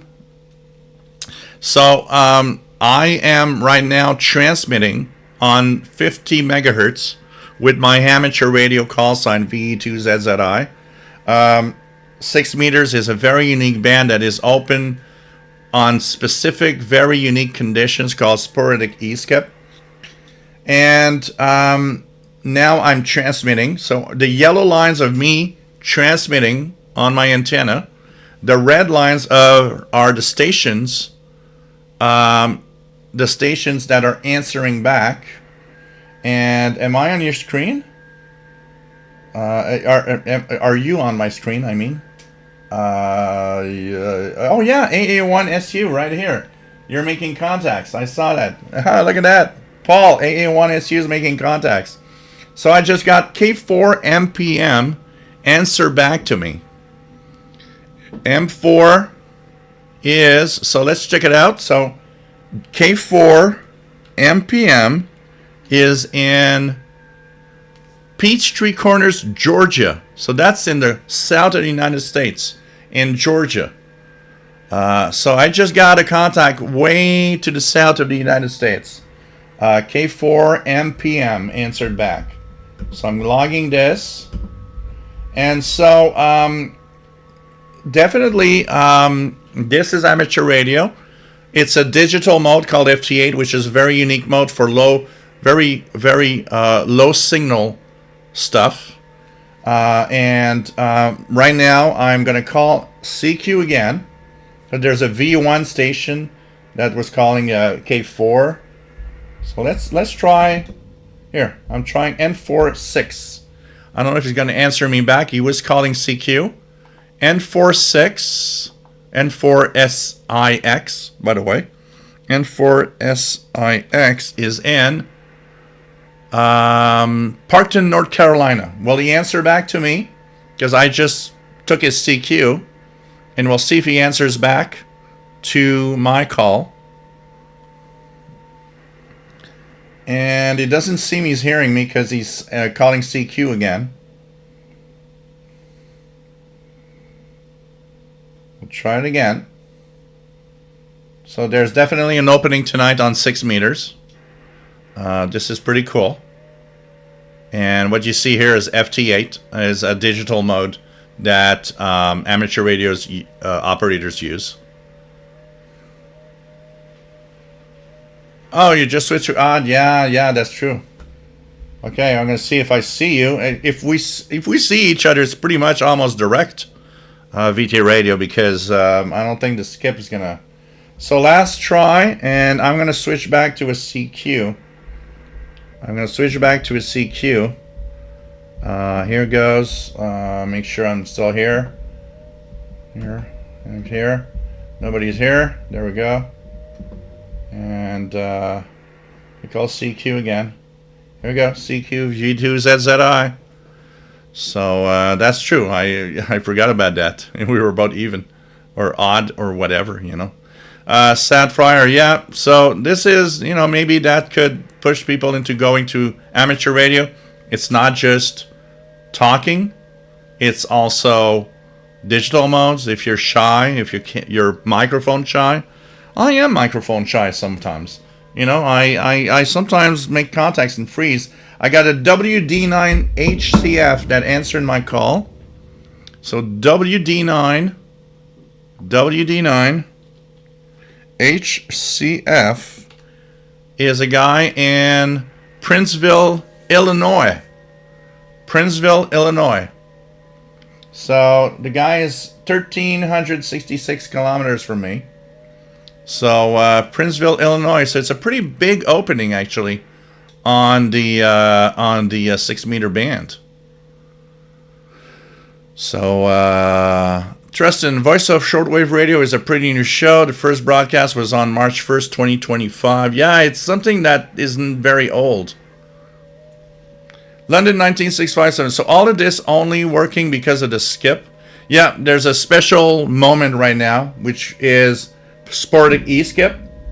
And that sporadic E-skip is giving us, so W3ML is calling me. So W3ML is calling me. 6 meters, even 10 meters, and CB, 11 meters, are affected by two types of phenomena. There's a solar activity when the bands are open, but right now we're in something different, which is called sporadic E-skip. It's so W3ML answering back. W3ML is in Knox, Indiana. Knox, Indiana. So that's another station. It's a different type of, because 50 megahertz, where I am right now, is a frequency range that usually is line of sight. Like, it's a VHF frequency. And what happens is that VHF frequency, usually line of sight, could have a different way of propagating. And sporadic E-skip is patches of ionized ionosphere that is so intense that the rule that shortwave propagates up to 30 megahertz, this is where it's, you know, that's just an idea. It's like, you know, 30 megahertz, that's where shortwave stops, that's where propagation stops. It isn't like that. It's a very different thing. It's that frequency ranges are kind of flexible.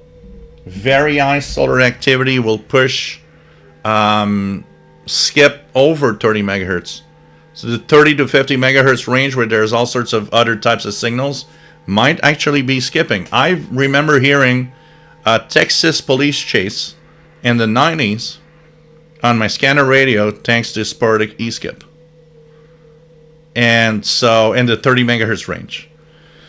50 megahertz, we call it kind of a hybrid band. It's that band that shares the characteristics of anything VHF, line of sight, which means after, you know, I don't know, 100 miles max, you pretty much never do any communications. But it also shares the characteristics of what shortwave can do. Skip over long distances, because these ionized patches are so intense that they can actually bounce off a signal at 50 megahertz. They can bounce off, and this is where Keegan does that all the time. He's a FM DXer. It's what he does. He likes doing that, and it is cool. Keegan searches for these moments where the FM band can also do that. I had an example about a year and a half, 2 years ago, where I heard, for the first time in my life, I heard something in Spanish on a frequency that has nothing here in Montreal. It was in Spanish. I started searching all over the web. What the hell am I listening to on, I don't know, like 96.7? And it turns out I was listening to a Latino station from Florida, all the way up here, with the same